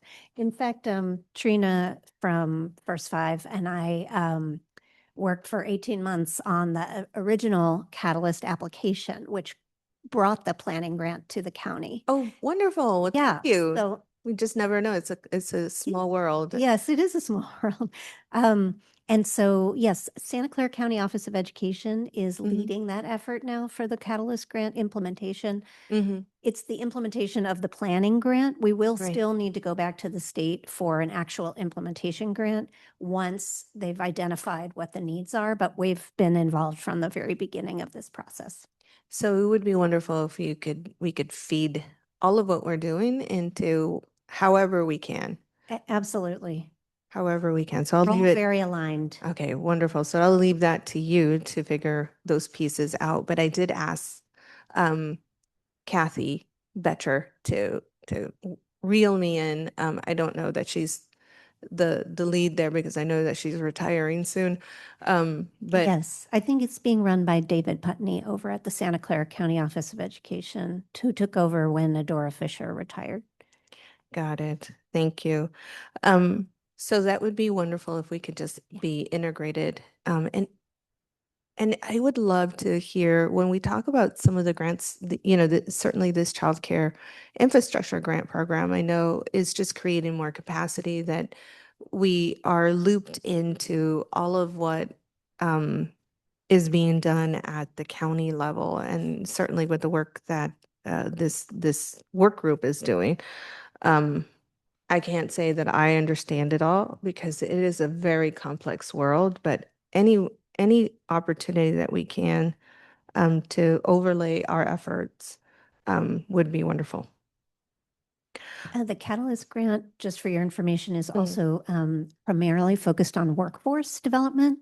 So they're very much focused on developing the early education, childcare Perfect. workforce. So that's their Music area of too. focus. And it's a multi-county effort, actually. Well, that's So- music to my ears, although of course I care mostly about this particular county. But love to learn what other counties are doing. Although sometimes, there's best practices in a different county, but it means that they have a completely different environment and different players, and their community is slightly different. But I enjoy learning from other folks. So anything that other counties are doing, I'm sure we will hear it through you, as you are a huge resource in that respect. And as you said, you initiated this once upon a time, and so you have a wealth of information. Okay, so I will go ahead and ask Camille to take roll call because I do think we did have a motion. No? Did we do a motion? No, Mm. here it comes. Hold- The nope, motion to ready. receive report. Now I'm ready. I will second that. All right. Vice Chairperson Young Yes. and Chairperson Arenas. And I'm gonna say yes too. Thank you. Motion passes. Perfect. Okay. Thank you so much, Heidi. Now you are off. Yes, off that chair. Thanks so much. All right. We are going to move on to item number 8. This is a receive report from the Social Services Agency related to contract and procurement of operations for fiscal year 2024-2025. Welcome, Sarah, and anybody else who you would like to join. I'm going to attempt to cover this, but I do have my colleagues here with me. Perfect. Should there be program-specific questions that we want during the Love it. discussion. So I can give you a verbal overview of the report if that's helpful. Mhm. Okay. Yes, that very, very Okay, helpful. so this annual report offers a summary of the Social Services Agency contract and procurement operations, and this is for fiscal year 2024-25. And there are several attachments with detailed tables and dashboards describing our contracted services. Our aim this year was to address feedback from the committee, specifically from you, Supervisor Arenas, to offer increased transparency into our contracting, including details that summarize contract scope, category of service and performance metrics, and we hope that this information provides more depth to the contract reporting this year. In terms of an overview, in 24-25, SSA had 360 contracts totaling over $111 million. The vast majority of these contracts went to community-based organizations, around 85%, with additional contracts issued to local government, higher education institutes, and independent contractors. SSA oversees a broad range of contracts that support essential community services and operational needs that include service delivery contracts in the areas of child welfare, senior nutrition, in-home supportive services, employment assistance programs, professional service contracts for consulting, training, and program evaluation, facility maintenance agreements for lease program spaces, technology and data management, contracts to support case management and reporting systems, and CBO agreements that provide specialized support, such as housing stabilization and youth development, as 2 examples. SSA also manages fiscal reimbursement contracts tied to state and federal funding streams, ensuring compliance with regulations such as Title 4E, CalWORKS, and Medi-Cal. Together, these contract types enable the agency to fulfill its mission of protecting vulnerable populations and promoting self-sufficiency throughout the county. Also important to call out is that SSA funds its contract-related services through what is often a complex blend of federal, state, and county sources, each tied to specific program requirements and client populations, as well as county general fund contributions that cover local priorities or cost-sharing requirements. So we have a robust team of fiscal and contract staff that manage all of those requirements. Our process for analyzing contract performance are premised on standardized and consistent data collection methods that are central to our mission. So our approach is transparent and inclusive, and we apply structured data collection methods to inform our staff, the board, community, and other constituents on the service effectiveness, populations served, and cost for service, among other performance indicators. And you can see those in the dashboard, and we always welcome feedback annually on those to see if we can improve how we are describing our contracted performance. And our vendors are held accountable to outcomes and quality through performance management and contract monitoring. Each contract establishes clear performance measures, deliverables, and reporting requirements. Again, it's a long attachment, but we hope that you now have a good reference document with all that information in the attachments. So we do have several attachments with tables detailing monetary contracts, non-monetary contracts, letters of understanding with other county departments, revenue agreements, and dashboards. And we hope these will serve as useful references to our contracts. Welcome questions and feedback. And with that, I am happy to take any questions. And again, we have staff here to answer more specific things around programs as needed. Thank you. And before we have our conversation, we'll go to Camille and see if there's any speakers. We have one request online. We'll do 1 minute. 1 minute, Mhm. okay. So our speaker is Parent. You will have 1 minute. Please go ahead. Yes, thank you for the report. Uh, I'm glad that we're bringing in consultants to protect the most vulnerable in our community. And I know that Supervisor Ennis brought it up after the death of baby Phoenix Castro that we should bring in a consultant to help with child care reforms. And I believe that never happened. And that's really a shame because so many kids are dying. I mean, we had 3 new reported deaths besides Phoenix Castro and uh, Jordan Walker and Ellie Lorenzo. And that wasn't disclosed during that meeting, and there could be many more, and there likely is many more since that report, and that's not being disclosed. And I believe that we should bring a consultant in because it's atrocious what's going on in this county. We're turning into a pedophile sanctuary here. Thank you so much for your time. And that concludes public comment. Thank you. I'm going to look to my co-chair for Yeah, comment. thank you. Very dense report with a very robust attachment A. Just thank you for this work and really help with an appreciation for how much our staff manages when it comes to like contracting and such. And I know that it's been a thematic request and priority goal over the years when it comes to procurement contracting in terms of how to marry the data we have on cost, right? Output, outcomes with, well, yeah, output with outcomes, right? Like what happens? How do we measure just success? How do we measure enhanced outcomes, just better outcomes through these programmatic investments and such? So I think that's going to be an ever evolving conversation. Also, it's something that we constantly have to strive for.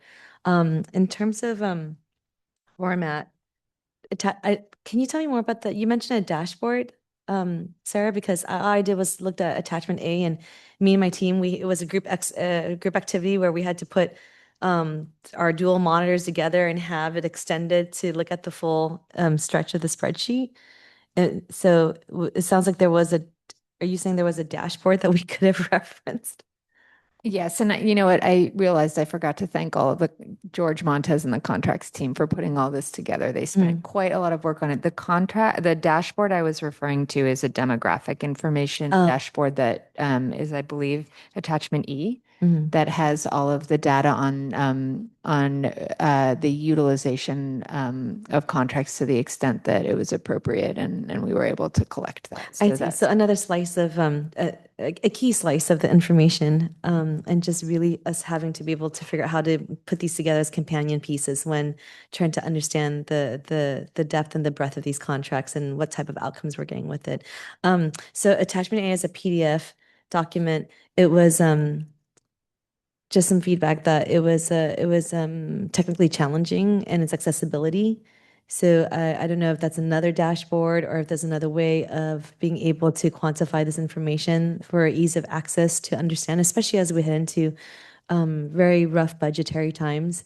That it's going to be very key to be able to understand this information and be able to contextualize it in that way. And I keep on thinking about our open data portal, like that where we have our budget information, our counties writ large, our our whole budget, right? Not just the SSA budget. If that's the type of format, if that's a type of platform that we can lean into that's already existing in our in our platforms and offerings to do that.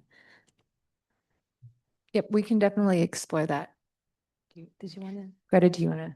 Yeah, I was going to say, as we've mentioned in a couple different contexts, we're in the midst of a countywide process to look at some of those core systems. Some of, and a goal for all this would be to try and have centralized infrastructure that allows for accessing of contract information, not just for one department or one agency, although it would be great if you could organize it that way, but really across the county. And I think that's particularly true, whereas this committee is well aware, we have service providers who provide, for example, services through contracts with multiple different county departments. And so in addition to producing the kinds of reports we did here that are specific to one agency, really where we're hoping a lot of the new technology we're acquiring will help us go is just where you are naming, which is to really enrich the public-facing data that just is automatically and continuously updated. It's very labor-intensive to produce these kinds of point-in-time snapshots. And as you noted, they don't they're out of date the minute we issue them, and then they don't allow for kind of dynamic interaction and sorting of the data. And so we obviously have already made more progress than many jurisdictions in getting a lot of that information up and accessible through Open Data Portal, but are definitely looking to do so. And it also reduces the time and cost spent on pulling individualized requests for records, which is very time consuming and something that we have a lot of staff involved in that we can automate if that information is just generally accessible on the web. Thank you, Greta, for that. So the work continues. And I just wanted to express my appreciation. These are going to be really very critical and very helpful companion documents as we head into our annual budgeting process. This is going to provide a lot more context than I think originally we would have had. So, Chair, thank you so much for making this request for this information in that sense. I'll go ahead and make a motion to receive report and then conclude my comments. Wonderful, thank you. So I have kind of a mixture of questions, and then I'll add to the motion. So I'll start with something that we actually put on consent, which is a corrective action plan. And I'm wondering, how are we revising the contracts to better support what we know is important in the corrective action plan to continue to support, and then also in the strategic improvement plan? How are we connecting the dots there? So I'll let Wendy elaborate on this. I think I will say that I'll call up kind of the blend of contracts that we have. So we have, quite a number of of contracts that just support children and families in many, many different areas of the department that are intended to improve outcomes. And the system improvement plan is very critical in helping us identify and refine existing investments. We also have professional service contracts, and that's where through kind of the child welfare reform, through the corrective action plan, through just general professional development from staff to supervisors to managers to leadership, we leverage those and oftentimes in partnership with the state to help us improve our practice as a workforce. But I'll let Wendy speak with more specificity to the CAP.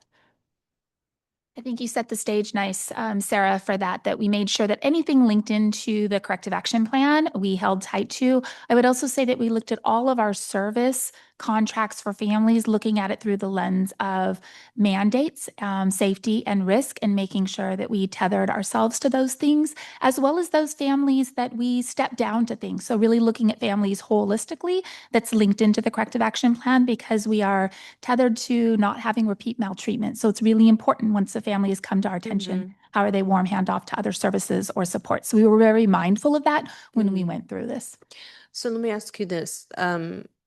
If we know that we wanted to focus, because we did focus, we had a policy change for children under the age of 5 or 6, and very specific to infants or babies that were born with drugs in their system. How are the programs changing down below to respond to that higher need? Now, you elevated the criteria, so there's more children that are being reviewed, and different types of decisions are being made because of that. Yet I don't know what that translates to for services. So is there a particular program that then supports families who have babies who are born with substance use or born with substances in their system to help garner or gain their children back into their care? How specific are we in terms of our funding connected with our CAP? Thank you for that question. And what I would say is that so for all of the contracts that we monitor within Department of Family and Children Services, we pay attention to the utilization, who's utilizing and where do we need it. Specifically for the kids 0 to 5, there was heavy leaning into our partnership with public health and our visiting public health nurses. There was heavy lift into our parenting classes that were specific for our younger children. So we're being mindful of what's our capacity. Do we need to increase capacity? What is that looking like? Also looking at it through a race and equity lens and making sure we're mindful of that as well. So we monitor across all of that to make sure that we're taking a look at capacity, taking a look at utilization, and if we need to increase in that area or be mindful of anything that may be a barrier. Can I add to that too? Just, Sure, of course. This report is very like a very formal kind of reference document that leans heavily into just summarizing what's in the agreements themselves and then like how we monitor it. But I would say too, just on a daily basis, there's a lot of conversation that goes on between child welfare staff and the vendors and the contractors to adapt to kind of what we're seeing as needs. As well as with other departments, from health and hospitals to public health and But how does that reflect in the contracts? I mean, if you don't tell them, it is just an understanding that we're going to be sending you referrals that are more based, but if they don't have the capacity internally, how are we going to achieve the kind of support for that family if they don't have the specialty? So 2 things. Number 1, we would be engaging that conversation to hold them accountable to anything in the contract. If there was something not in the contract that we needed, then we would be partnering to make those modifications in our contract. And if they indicated to us that they needed something more to meet those mandates in the contract, we would partner through our Office of Contract Monitoring and our county staff to be able to do that.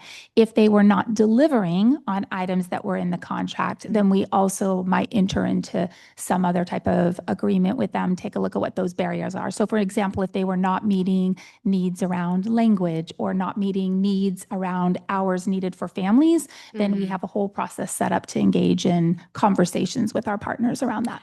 And my question is, what were those modifications? How can I look at this list? Because it's a list of service categories. How can I take a look at this list and understand there was modifications to, the child and family services, with 52 contracts within that child and family services that increased within their contracts focus on infants and toddlers.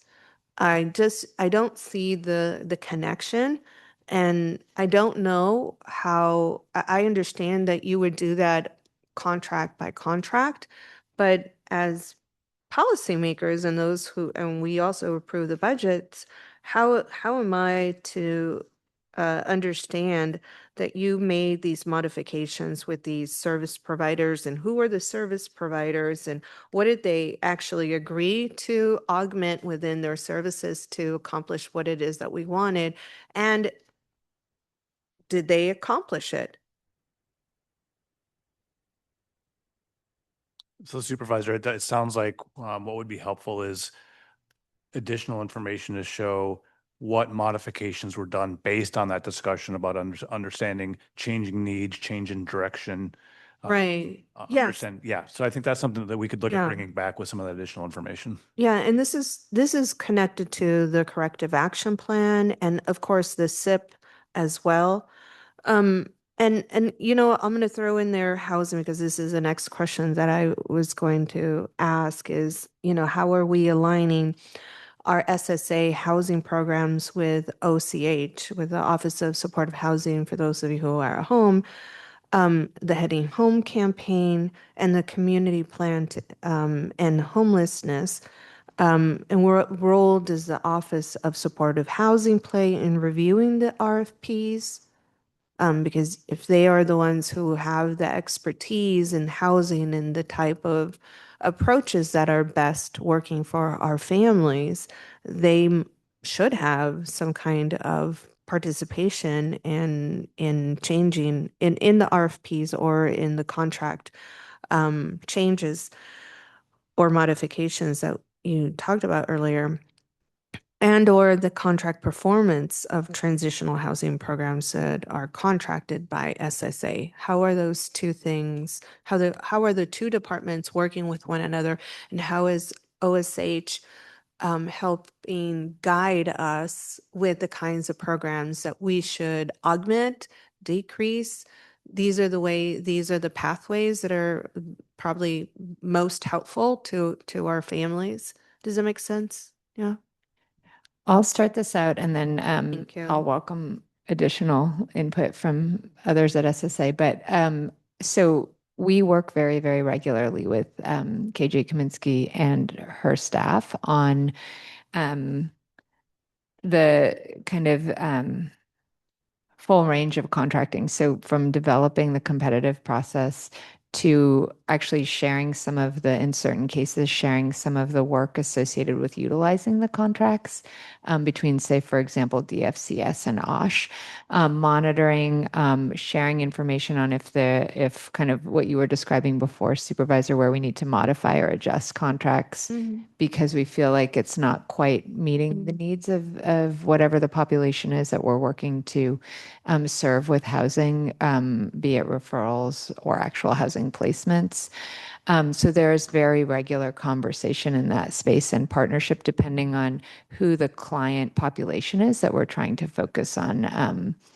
For example, we've been talking quite a bit recently around housing for young adults that have been or are currently in the foster youth system, and how do we work together as two departments to ensure that we're leveraging all of our available resources and contracted resources to meet those needs. So I think it's a pretty holistic approach to trying to leverage all available funding across departments when there's opportunities or existing funding. So I'll let Wendy or Daniel add to that, but that's been my experience. And we can certainly identify for you following up to this meeting which of the agreements or contracts are housing and give you some notes on how we've partnered on those as examples, if that's helpful. No, I really appreciate and thank you. I mean, the Heading Home campaign alone in and of itself is responsive to families, right? But I believe that came from the board, right, in terms of direction. And what I'm looking for is the direction that you all lead each other in when, I sit on Hewlett and I see the statistics, the data, and I see consistently head of household, the most impacted are women, single women who with children, typically Latinas. And so then if we know that that's the data on a repeated, on an ongoing basis, how are we um, how are we adjusting our contracts so that we can make sure that it's continues to be the right approach, because otherwise we'll find that maybe the folks are just not using the funding in the same way. Um, it I'm trying to figure out how do each of your systems, because your systems are very complex on both sides of it. I know housing isn't even here, but I'm defaulting on this side as housing. But how do we each system feed each other so that there isn't waste? We are going to continue to trim the fat. And so to me, this kind of strategic coordination is really important. Um, so for example, there was Amigos de Guadalupe that had a funding, I think, for 962,000, but they used 823 with 761, so 86% of the amount. And this was for homeless families needing assistance for rapid rehousing, or families who were at risk of homelessness. So this contract, I'm guessing, would be then reduced to align with current needs, or is it because they are not, or they have maxed out in terms of their staff capacity to reach families? I don't understand why they would be underutilized. I would expect that to be at 100 because our families are hurting out there, right? I can't understand why you would leave not $1 on the table. So guess I'm really confused. Yeah, I can speak generically to that, and I don't know if anyone can speak specifically to the Amigos de Guadalupe contract. In general, I think you should expect to see for a lot of contracts for direct service provision near 100%, but not actually hitting 100% participation or utilization of the contract funds, because we do try to fund contracts generally up to the capacity that we think will be utilized with a little bit of cushion more in case they are able to serve more families. So we will see also contractors managing within their maximum financial obligation to get to the end of the year. So there's a lot of work that's done on the contractor's end to make sure they don't go over budget on a program, which can sometimes result in them getting close to that top number, but not fully utilizing it because they then can't go over budget and end up not having their services covered. So sometimes there's timing challenges, or sometimes it'll be that for various programs, take wraparound services is a good example. If we think that a particular contractor is going to serve 20 kids, some kids may need $100,000 worth of services. Some kids may need $27,000 worth of services. Some kids may need $80,000 worth of services over the course of a year. So it can also mean that they're at full capacity, but the needs of each of the number of families they served didn't bring them to that full contracted amount. So it's hard to know when you just see these high level numbers, what's the reason driving full or not full utilization of a contract, because it can be a wide variety of factors.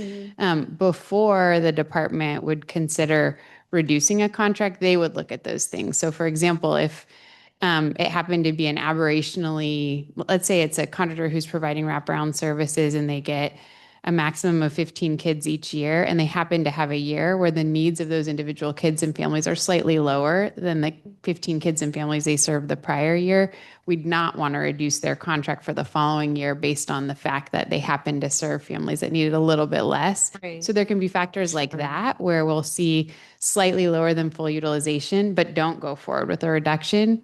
Conversely, we can say, this provider seems to be creating greater efficiencies. So they used to need this amount. They've been able to figure out a better model to deliver the same amount of service. And so they're not fully utilizing their cost reimbursement Right. contract. We can't Right. lower it. Well, in your utilization report, this is what I read from your utilization report. It says DFCS had more homeless families needing assistance for rapid rehousing than families who are at risk of homelessness. But that in and of itself is concerning because either families are waiting to lose or are losing their homes or losing the place where they're living, which also tells us then prevention also needs an adjustment, right? So then if more families are needing assistance for rapid rehousing, that also means that there needs to be an adjustment than families who were at risk of homelessness. And I guess I'm trying to figure out how it is that you all are fine-tuning these contracts. Because there bears a question about, okay, well, maybe it says here the contract will be reduced to align with current needs. But then to me, there's a question that is begging to be asked, and it is why? Why are there more families needing an assistance for rapid rehousing? Then that means our prevention programs are not effective, are not enough. We need more, what is it that is not happening that now we need to invest in rapid rehousing? I wanted to answer, I think, the question about the utilization, because I think this one was a little bit more complex too, because this was a state program that the state kept kind of teasing that they were going to cut. So I think that there was some uncertainty about what the actual funding was going to be year to year, which caused some, I think, additional concerns at the provider level, to Greta's point about spending, because this was a program that the state kept at the initial budget, kept saying was going to get cut every year. So I think that added a little bit to this one as well. Okay, got it. Yet we still are acknowledging this, there's a recognition from the system to say that there's more families that need rapid rehousing. So where does that conversation take place to figure out why? This is, and I totally understand that maybe the service providers had some consternation about how to spend the dollars and where they're going to come up. But to me, I'm still a little concerned, but I can move on and we can take the question a little bit offline, or actually I'll make within a motion. I'll address it. Go ahead. Sure. I was going to just add one thing, which is you asked earlier kind of who's taking the lead in assessing where we put funding as a county organization broadly, both funding that might come through DFCS to the county or through OSH. And I would say OSH is definitely at the lead of trying to figure out what is the right way to allocate funding between, for example, rapid rehousing versus prevention services. And I think they can also speak thoughtfully about how we can have families, for example, who are facing eviction. And in one instance, you might have a family facing eviction who, if we can help catch them up on back rent through our homeless prevention services, may be able to stay in that unit. And then other families who, when they come to us, their landlord has already proceeded pretty far down the eviction route, and they are going to need rapid rehousing. So I think we can definitely get back to you with a lot more information on how OSH approaches the process of determining how much money gets allocated to each programs, knowing that unfortunately we're in a position where we actually would love to allocate more money in every single category, but it is really difficult to figure out what is the best approach of allocating the limited funds we do have between the various categories. I think we're really encouraged at the tremendous value we're getting out of the homelessness prevention services. So we're trying as best we can to spend as much money there as we can, because we know we can serve more families, prevent more family and child homelessness with dollars spent there than just about anywhere else. But it also means we have to catch people early enough on that trajectory to be able to spend that lesser amount of money to prevent them from falling out of housing. Exactly. Yes, Greta, that's exactly what my point was. It's not that we just need to shift the money around, which is fine. We'll shift the money around, but the question is, why aren't we catching them earlier? Or how can we catch them earlier? And yeah, and maybe why not? Is there something in our system that is preventing us from connecting with those families or knowing about those families? And I think that's a very fair point, right? We may not have the kind of contact with those families, and so they've never touched the system. Maybe the pilots, demonstration sites will help us with that. I don't know, but not knowing is part of my question there. I'll go ahead and move on, and thank you so much for that feedback. This is under, so I talked a little bit about child welfare reform, the housing.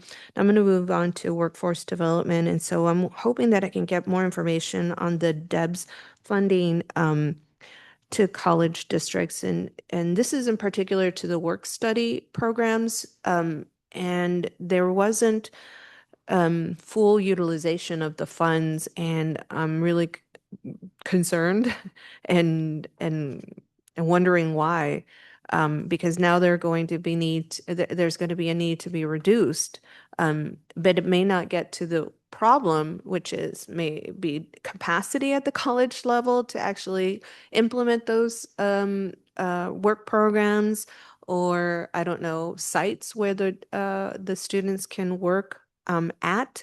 I don't know exactly how the programs work, but both of these are in Gavilan and then San Jose City / Evergreen College. And so I know our students are always looking for jobs. How can we better utilize, instead of just having a straight reduction in Gavilan and San Jose City / Evergreen, how can we fully utilize the work study components there? Okay, I can start with this. Ilona is our Employment Benefit Services Director, who is not here today.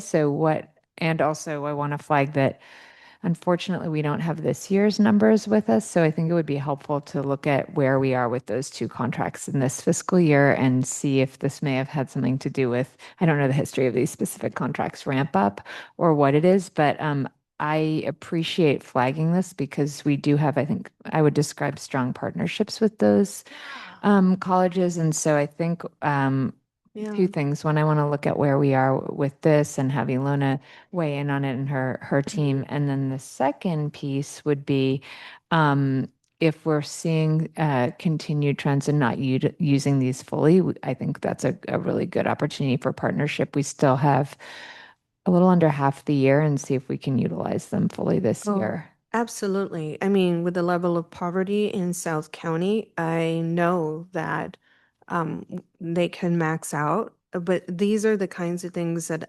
I asked for this report, but we don't get this as policymakers. We don't get this, so that we don't have the ability to put pressure where pressure is needed.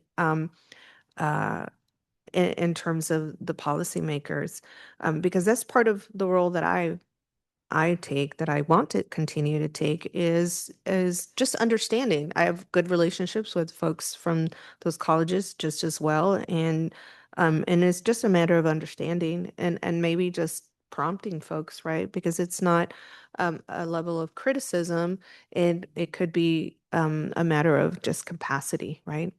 And unfortunately, that translates into less opportunity for our kids to have a job, to have that stream of income that could make a difference for them and for their families. To be honest with you, I think a lot of kiddos can't can't live on their own, and are just living with family members at this point. Okay, so that's workforce development. I'm going to move on to the support services for kids. And so in this one, I'm wondering if you can share more about the approach that we're serving for kids who are experiencing ACEs and getting calls to the CAN Center, and how are we ensuring there's a smooth pipeline of getting services to a child? Um, are we providing supports like after school care, tutoring, camp, sports programs, and other programs that can set up a child to experience those positive childhood experiences? And what I saw is that the categories of funding are really focused on the adults of the family, and foster care children, which I think is very legitimate ways to invest and to spend on our families. But what I'm seeing is that there isn't this, and we've seen this also through the child welfare reform, is that there aren't enough support systems for those children who are being abused, who are we recognize in our system, so that they can also um, uh, augment their positive childhood experiences. So how are we approaching that?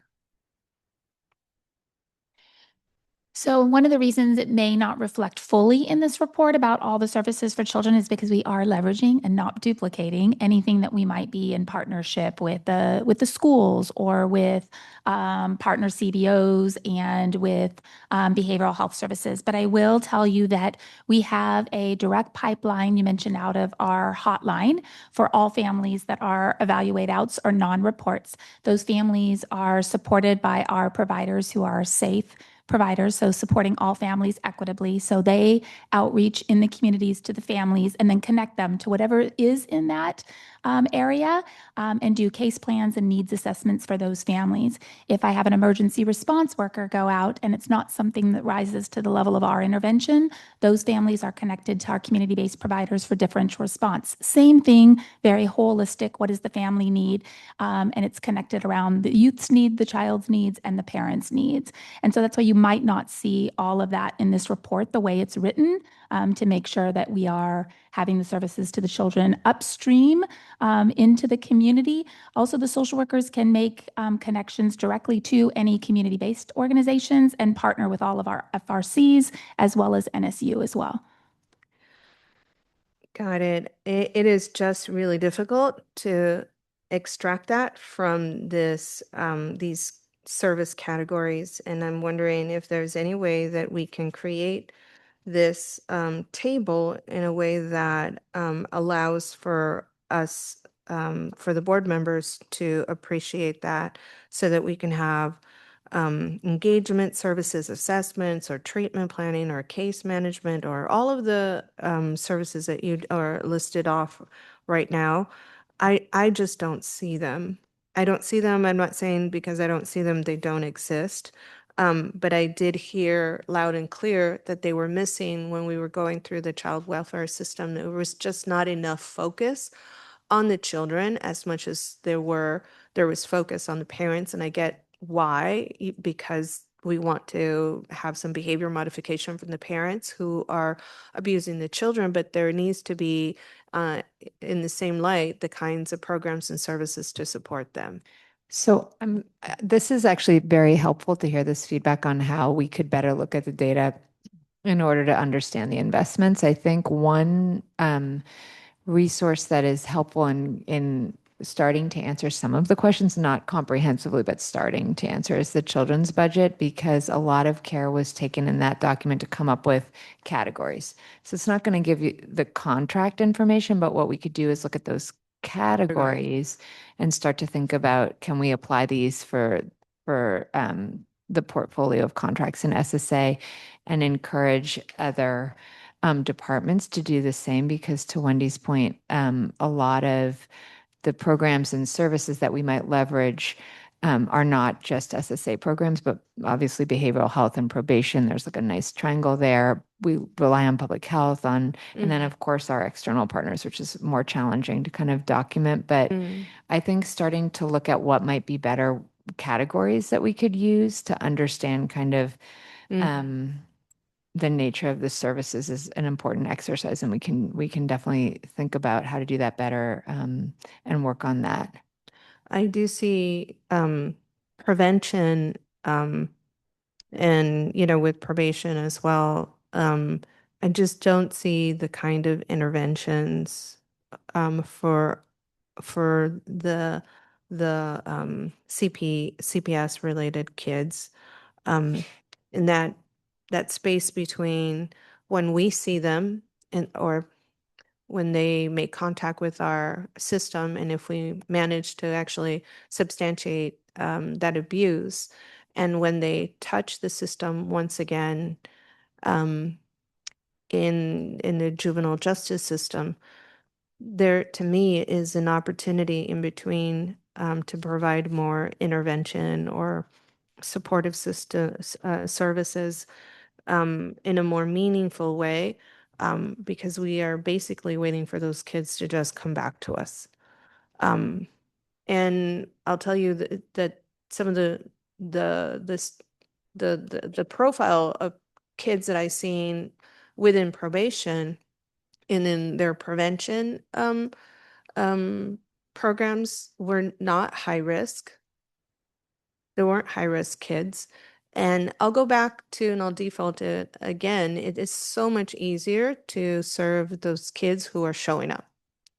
But the kids who are showing up, not necessarily the kids that need the services.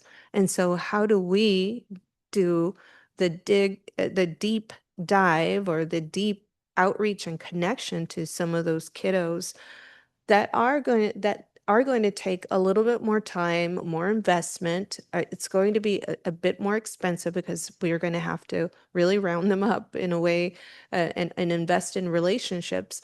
But in the end, we're going to be able to prevent them from stepping into those juvenile justice systems, really saving our system dollars and the lives of our children, the quality of life and trajectory that they can take. I just don't see it. I don't see the connection. I've been delving into the probation. I've been delving into this end of the pool here. I just don't see where. I can't see it. I'm not saying it doesn't exist, but I don't know how we are providing services for those kiddos, and I feel like they just fall through the cracks. Okay. So I'm going to move on to the upcoming competitive process solicitations. And so here I'm asking if we could please help me understand where we are in the solicitation process for the 7 solicitations that are described in the staff report. And if you could please explain the footnote, where that leaves the programs that were deferred and only mentioned in the footnote, which is child sexual abuse treatment, wraparound services, kinship and support services, and integrated visitations services. And I think the total number was 18, but only 7 are described.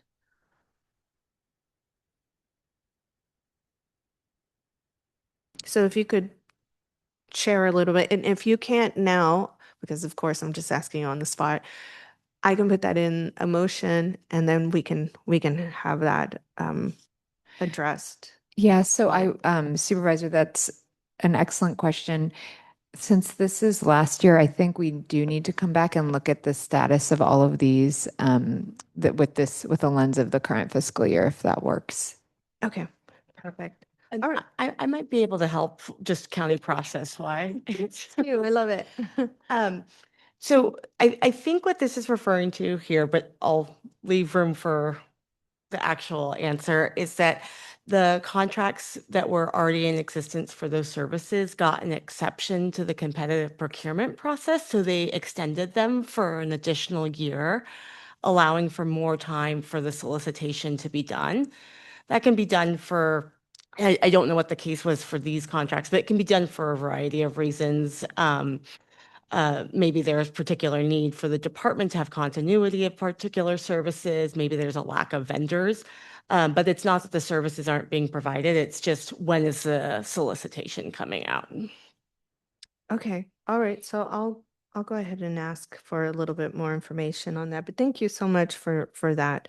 Okay, so I'm gonna add to the motion, co-chair, and I can also give a copy of this to Camille if we miss anything. The motion is, or the addition is to request that SSA provide monthly reports to reports that go into each category of funding, clustered in 10 reports that cluster similar services together for a more detailed report and discussions. For example, the service categories of transitional housing program and housing should be heard together. In one of those 10 reports, provide information on programs for kids with child welfare referrals and other ACEs, similar to direct services for kids, but not overall family support programs. Specifically include pro-social programs offered to kids with CAN Center reports, involuntary differential response, and/or court-supervised programs. Also, report on the process for children with child welfare referrals to access the SSA contracted services and which ones they're eligible for. Provide clear numerical tracking of number of kids in these supervision programs, which contracts are eligible for, and which programs are reporting contract deliverables of serving these kids. So really kind of connecting those dots. Second is to include in future reports on corrective action plan and the strategic improvement plan information on how DFCS contracts are being aligned with commitments to the board and the state.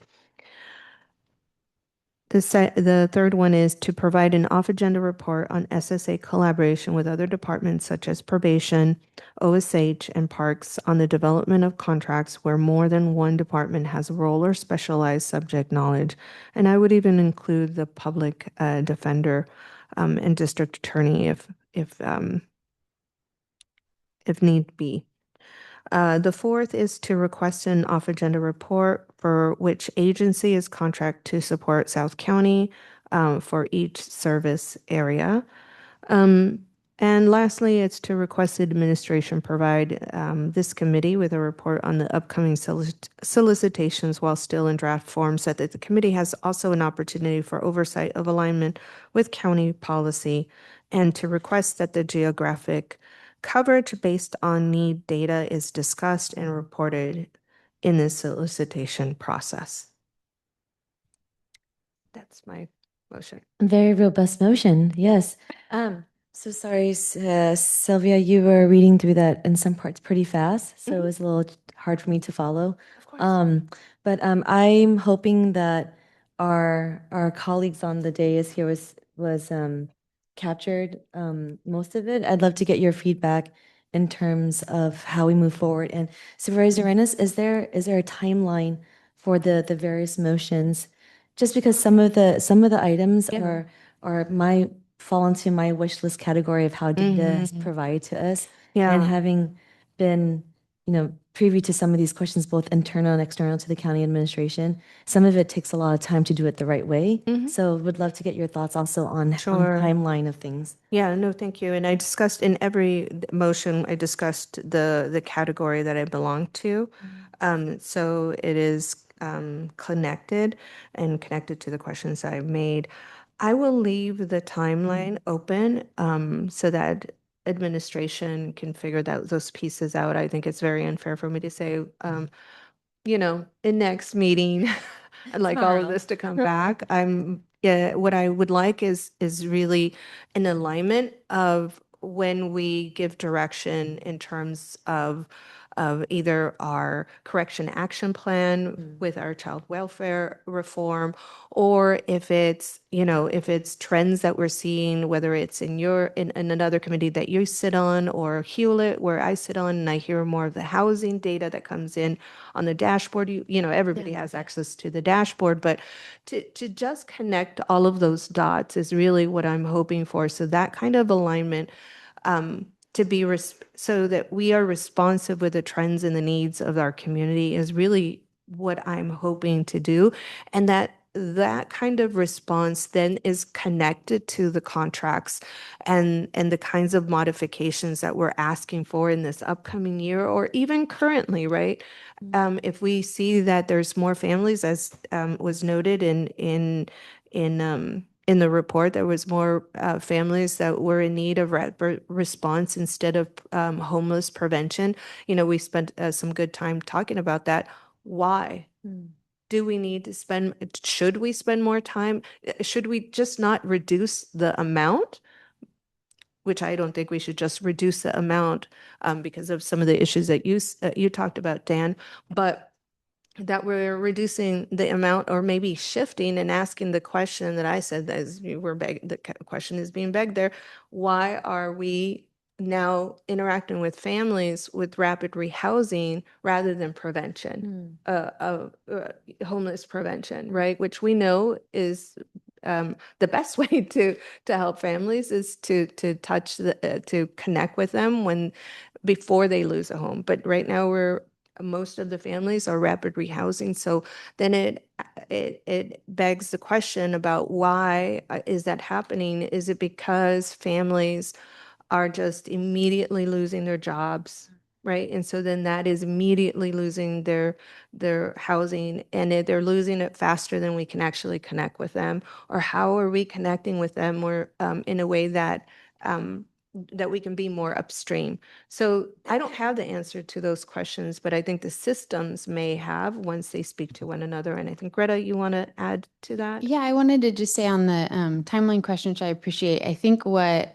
makes sense for us to do, I know Supervisor, you already offered to give a copy of the motion to Camille. We'll go through that and we'll see what opportunities we may have to build in responses to some of the specific requests you included in some of our upcoming monthly reports to this committee related to the child welfare reforms. And then I think we can separately also communicate with you offline about a few other existing reports where we're providing some information that might be useful. For example, we produce a monthly report to the full board about upcoming solicitations and can figure out a way to make sure that report meets some of the needs you're flagging about providing opportunities. I know there's a little bit of complexity there because, there's certain process related rules around our solicitations. And so some of that we may provide you notice there's an upcoming solicitation and need to get the feedback offline rather than in a committee discussion or the like. So, so we can work, I think, through the list of items you've requested, figure out what's the best mechanism and the best timeline, and also perhaps circle back. I know on some of these,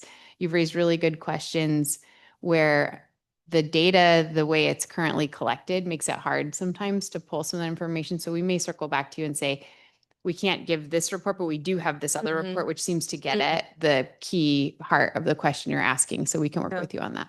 Yeah.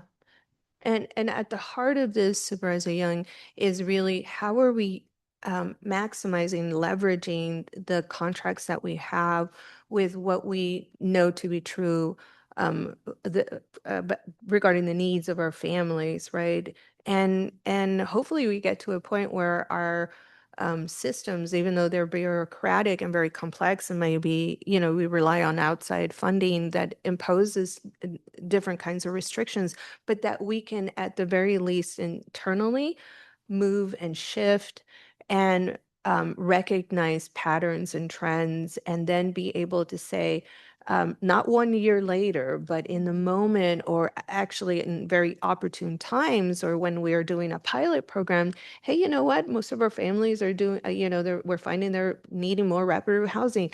That's something that we should relate to those service providers that we've contracted out to, just so that they also are in the know. Or when there's underutilization for a workforce development program within our community colleges, that we just don't reduce the amount, but we figure out maybe it's the capacity of the college to not be able to implement the program, or what is it, right? So it's just the questions. It's not, I'm not questioning necessarily the system, but I'm questioning what is behind some of the information that we're gathering, and how are our systems then communicating with each other. And part of the answer, and I appreciate that the children's budget might be able to answer that, but I don't know that it'll be able to answer the question that I have around our corrective action plan and how our contracts here are actually being responsive to our corrective action plan, and how we are on an ongoing basis from here on, or from last year on, we are now funding more programs and services for infants or for families who have infants or babies who are born with substances in their system, that we are really lining those two things up, the needs that we and some of the areas that we need to make corrections around the child welfare system, and the contracts that are coming through, right? And so for me, it's really this alignment. And I will be open to, however, and Greta, if some of the questions are answered through some of the different reports, I'm happy to see it that way. It doesn't have to come back to the committee, but at the very least, what I'd like to see is at a very, higher level is the realignment of the funding as we're moving through this very difficult time where we are going to make a lot of cuts. I want to make sure that the cuts are not to some of the programs that are meant to support our most vulnerable. And these, to me, like the child welfare system and our families that touch that system, are the most vulnerable at this point. Yeah, I think that's really helpful. And I think maybe if I can offer one comment, which is what I really hear you saying is you want to just make sure that whatever the changes we make to the way funding is allocated in a really difficult budget time really aligns with some of those key goals and missions that the department is pursuing. So, some of that might be changing expectations under a contract. Others of it might be shifting if we think actually, to your point, you were saying, if we need to focus on younger kids and we have a particular intervention that we've referred some families to, maybe it's expanding that specific contract just so they can serve more families. We can refer more children and families to that particular service, not modifying the contract, but increasing the amount that we spend on that service. So I think we can provide that information, and I think it's helpful to hear your questions in the context of the way the department can also do their best to, as they present what are their proposals to the county executive's office, and then ultimately the county executive's recommendations to the board, how the reductions being made, which, we all wish that we were making increases, but the reductions are targeting services that really don't go to the heart of some of those key areas where we're really trying to make sure we're at least preserving, if not increasing, our capacity. Right. And we're moving into the strategic implementation plan for the state that is a 5-year plan. And Supervisor Young, we were kind of back. We were a little late in our last SIP, so we ended. Yeah, it is what it is at this point. But knowing that we're moving into this next 5-year phase, that we really take advantage of the SIP. That's not just something that we submit into the state, but that it's a commitment to improving the systems in a way that is going to render the kind of outcomes that we want, that is going to leverage the funding across our departments and services, because there's, different services live in different departments. And what I've seen is sometimes we're very insular, not only in our county, because we have a lot of work to, and our job is really important, and there's a lot of stress there. But even in our departments, right, we do that because it's easier just to function on our own without having to have this partnership, without having to have these additional conversations, without having to figure out like, hey, OSH, what are you seeing over there?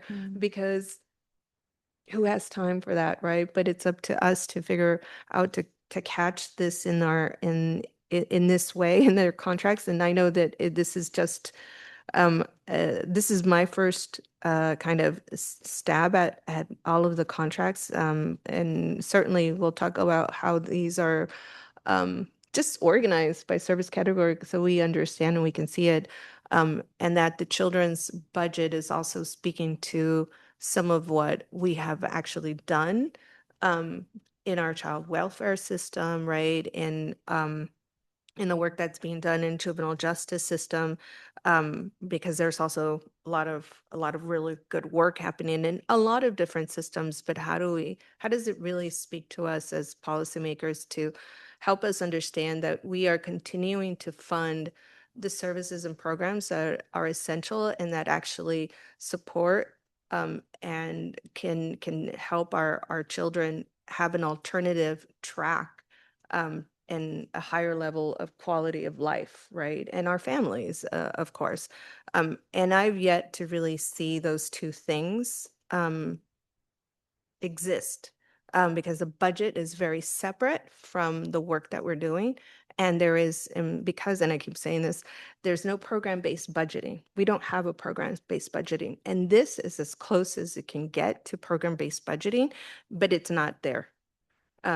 It's just not there yet, at least for me, so I can continue to understand the work that we do is not just a process, but it actually creates changes in the system.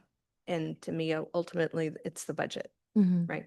So anyways, for that and for so many different reasons, but I already put those all in the motion. I appreciate the follow-up conversation and the clarification in terms of timeline of this. I think this is going to be a very worthy endeavor and a large body of work to basically restructure how we track and report and how we grade our programmatic outputs and outcomes, right?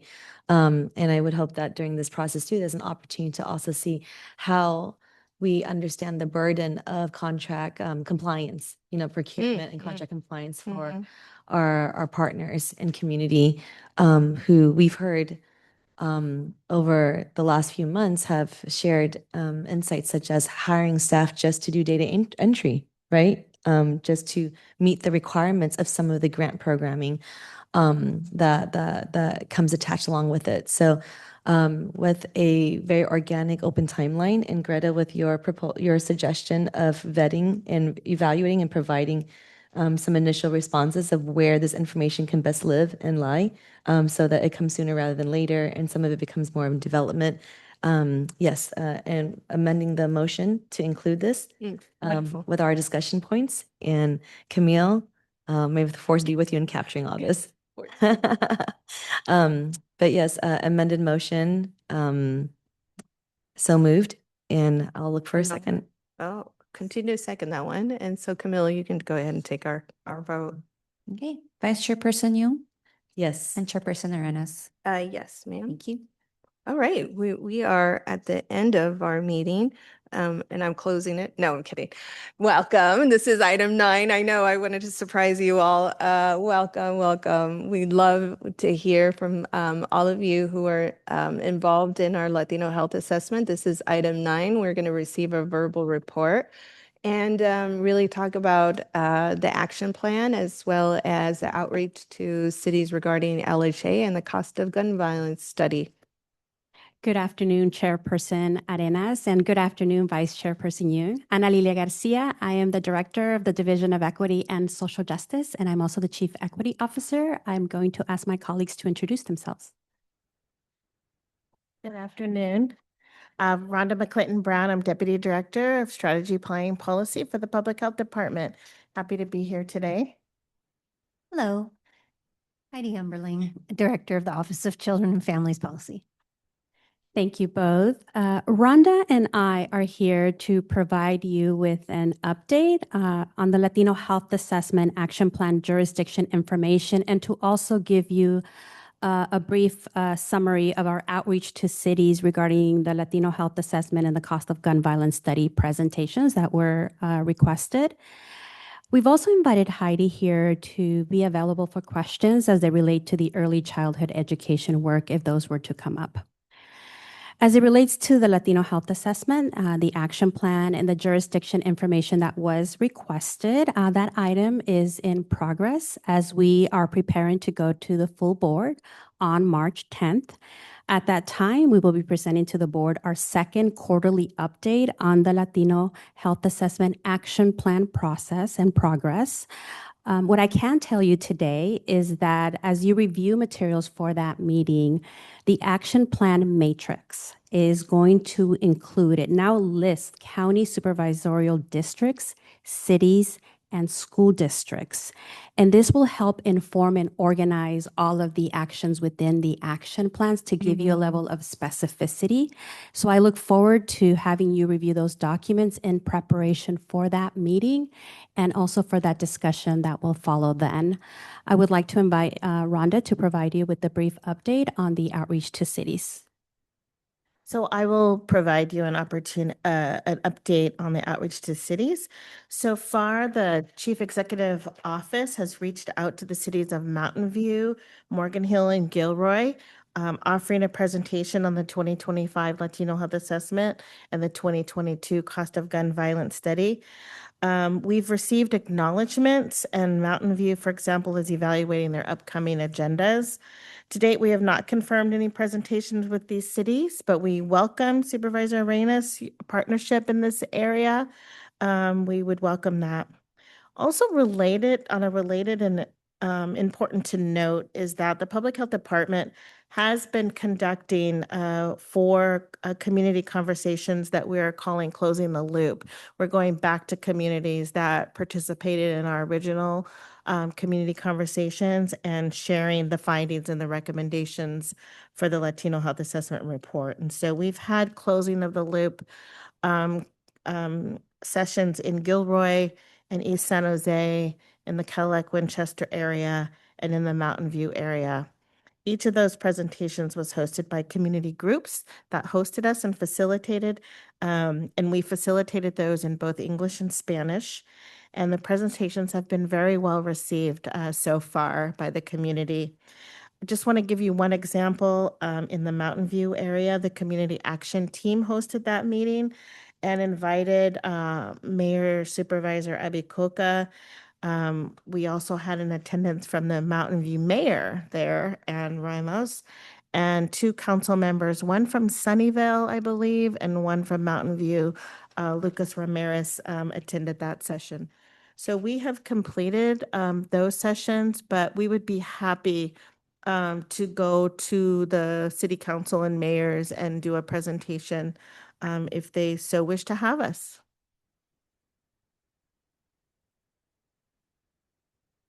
Yeah, that concludes our update. Of course, they would want to have you. How dare they not? But we're going to first hear from our public comment. There are no requests to speak. Okay, so we're going to go to my co-chair. I have no questions, just my really my gratitude for this work and defer to the originator of this work. Thank you for offering that opportunity to be supportive. Would love to be supportive, so I will follow up with you offline around that. I love that you're taking this on the show on the road, and I was thinking about this. I don't know how feasible it is, but it really, I think, is very moving when we bring some of the youth, especially the folks, those kiddos from, and I think some of the ones that were participated with us actually have been released, and I wonder if there's an opportunity for us to kind of reach out to them and see how they can fit into this picture, because I think their voices are much louder, and they were just so eloquent in how they tell their story. It just is really beautiful. So I wonder if we can do that. You're shaking your head, yes. Yes, we agree with you. I think that their testimony, their presence, their stories were just so powerful at the summit. And I do very much would love personally to follow up with them Yeah. and to engage them in this work in one way or another. Their voices are powerful, and I think we can continue to learn a lot from them as well. Mhm. One of the things that I think that is very important to me is elevating the voices of the youth, especially the impact that they have in their lives, because they don't have those positive experiences, right? They have adverse. They have the ACEs, right? And they really add up. And we took a look at, unfortunately, in the child death review report, how the ACEs, it was for the very first time that team had included the ACEs, and how they adjusted it previous to previous the death and post death, and those numbers were just really disheartening, right? There was recognition of some of those children who had calls into our own systems, and there were a number of deaths that were related to neglect. Not only, of course, because it is abuse, but it is a different kind of abuse. It is very difficult to probably substantiate, right? And that's a different conversation. But what the reason I say this to you is because I know the numbers that are embedded into the LHA talk about the overrepresentation of Black and Brown children, and of course, our Pacific Islanders in some categories. And one of the things that I really would love for us to elevate is that abuse is abuse, right? Whether it's sexual assault, and we understand and we're very compassionate about sexual abuse and the impacts they have on the trajectory of particularly young girls. Not to say that it doesn't happen to young boys, but to both. But overrepresented in that area are young girls, and so we understand that they have, that may lead it to another sexual assault in their lives. And this is research showing that. Research also shows it's the number one reason when sexual abuse is left untreated. It's the number one reason that young girls come into the juvenile justice system, and they may have more. Just is more likely to be involved in sex work or sex trafficking, right?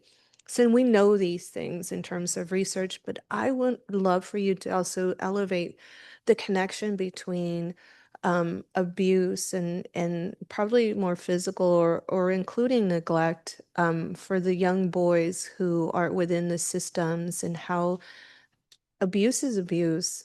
The young girls or girls come into our system because of sexual assault, but our boys are coming into our system because of abuse, right? Their files are pretty thick by the time that they reach the juvenile justice system.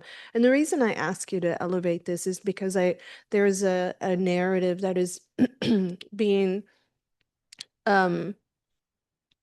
it, I think reflected by some of the leaders in I'll say the mayor in particular, when there was a shooting over at Valley Fair, and also repeated by the district attorney.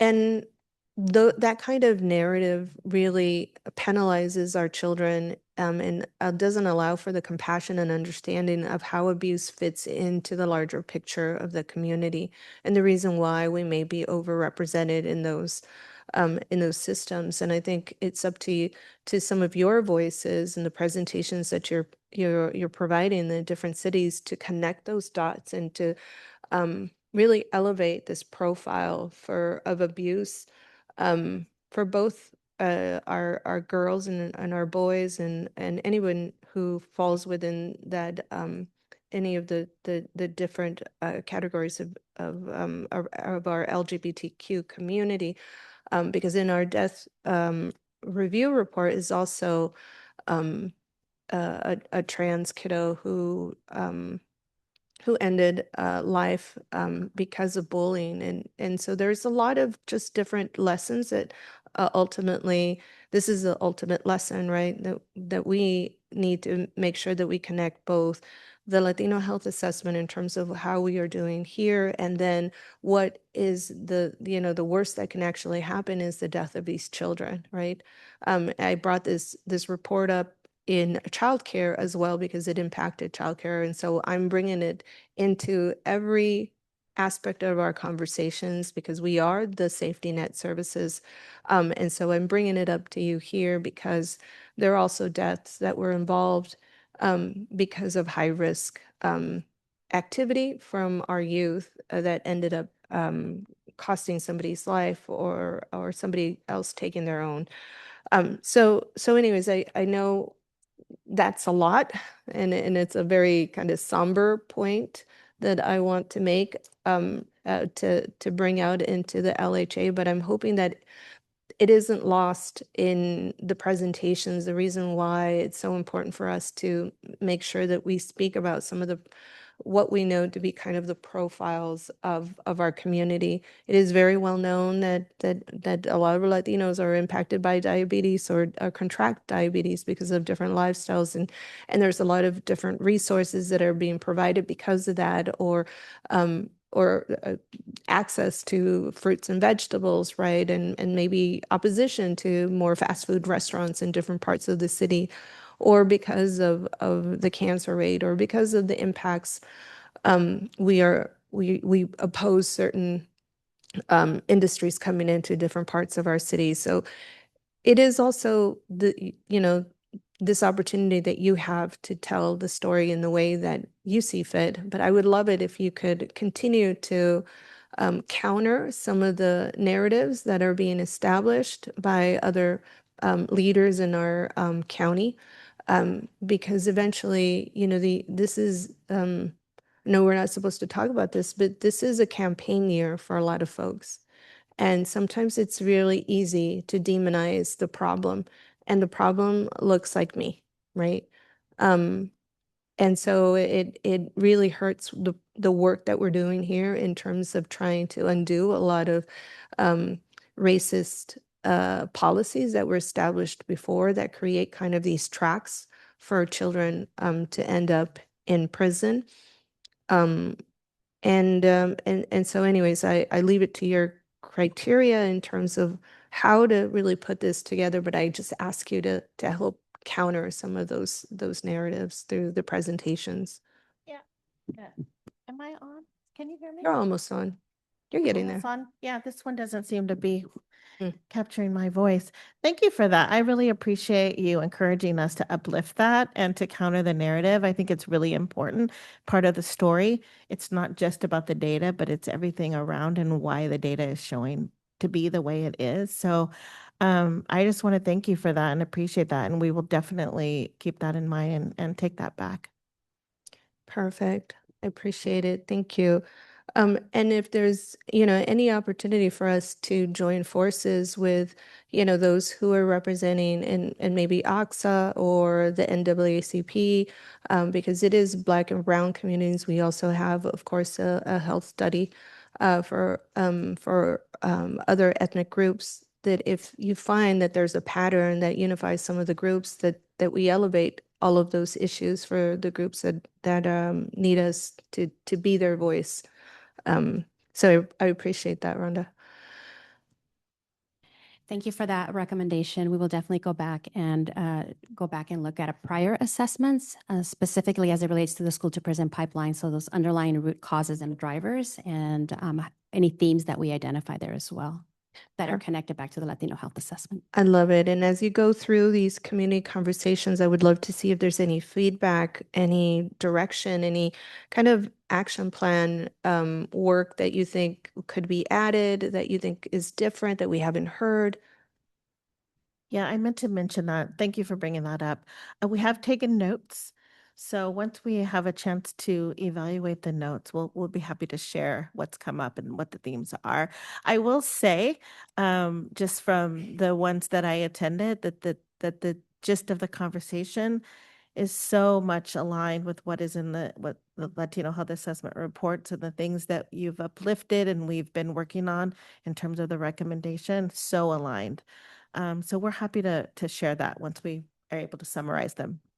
Love it. Thank you so much. Thank you so much. All right. So that's it for me in terms of my feedback, but just forever in admiration of you all collectively and as single and just as people who have contributed to what we are doing right now. And so I'm just eternally grateful for the work that you're doing, for the compassion, the love, the dedication that you show our community in everyday work. I know it's hard and it's going to continue to be hard, and especially with these budget cuts. But know that I just completely appreciate it, and what we're doing now is hopefully going to be strategic in a way that is going to create a shift for this community that is much needed.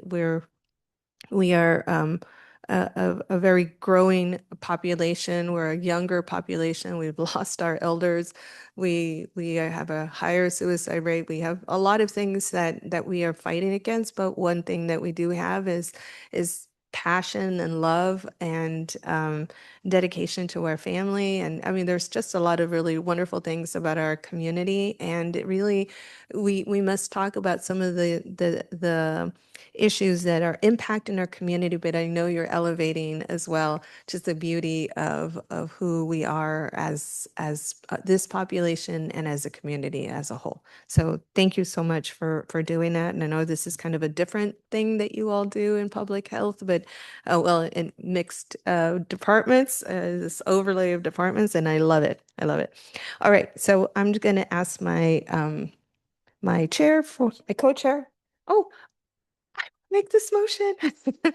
I'll make a motion to approve, forever approve this. Hopefully Michaela will allow me to say that.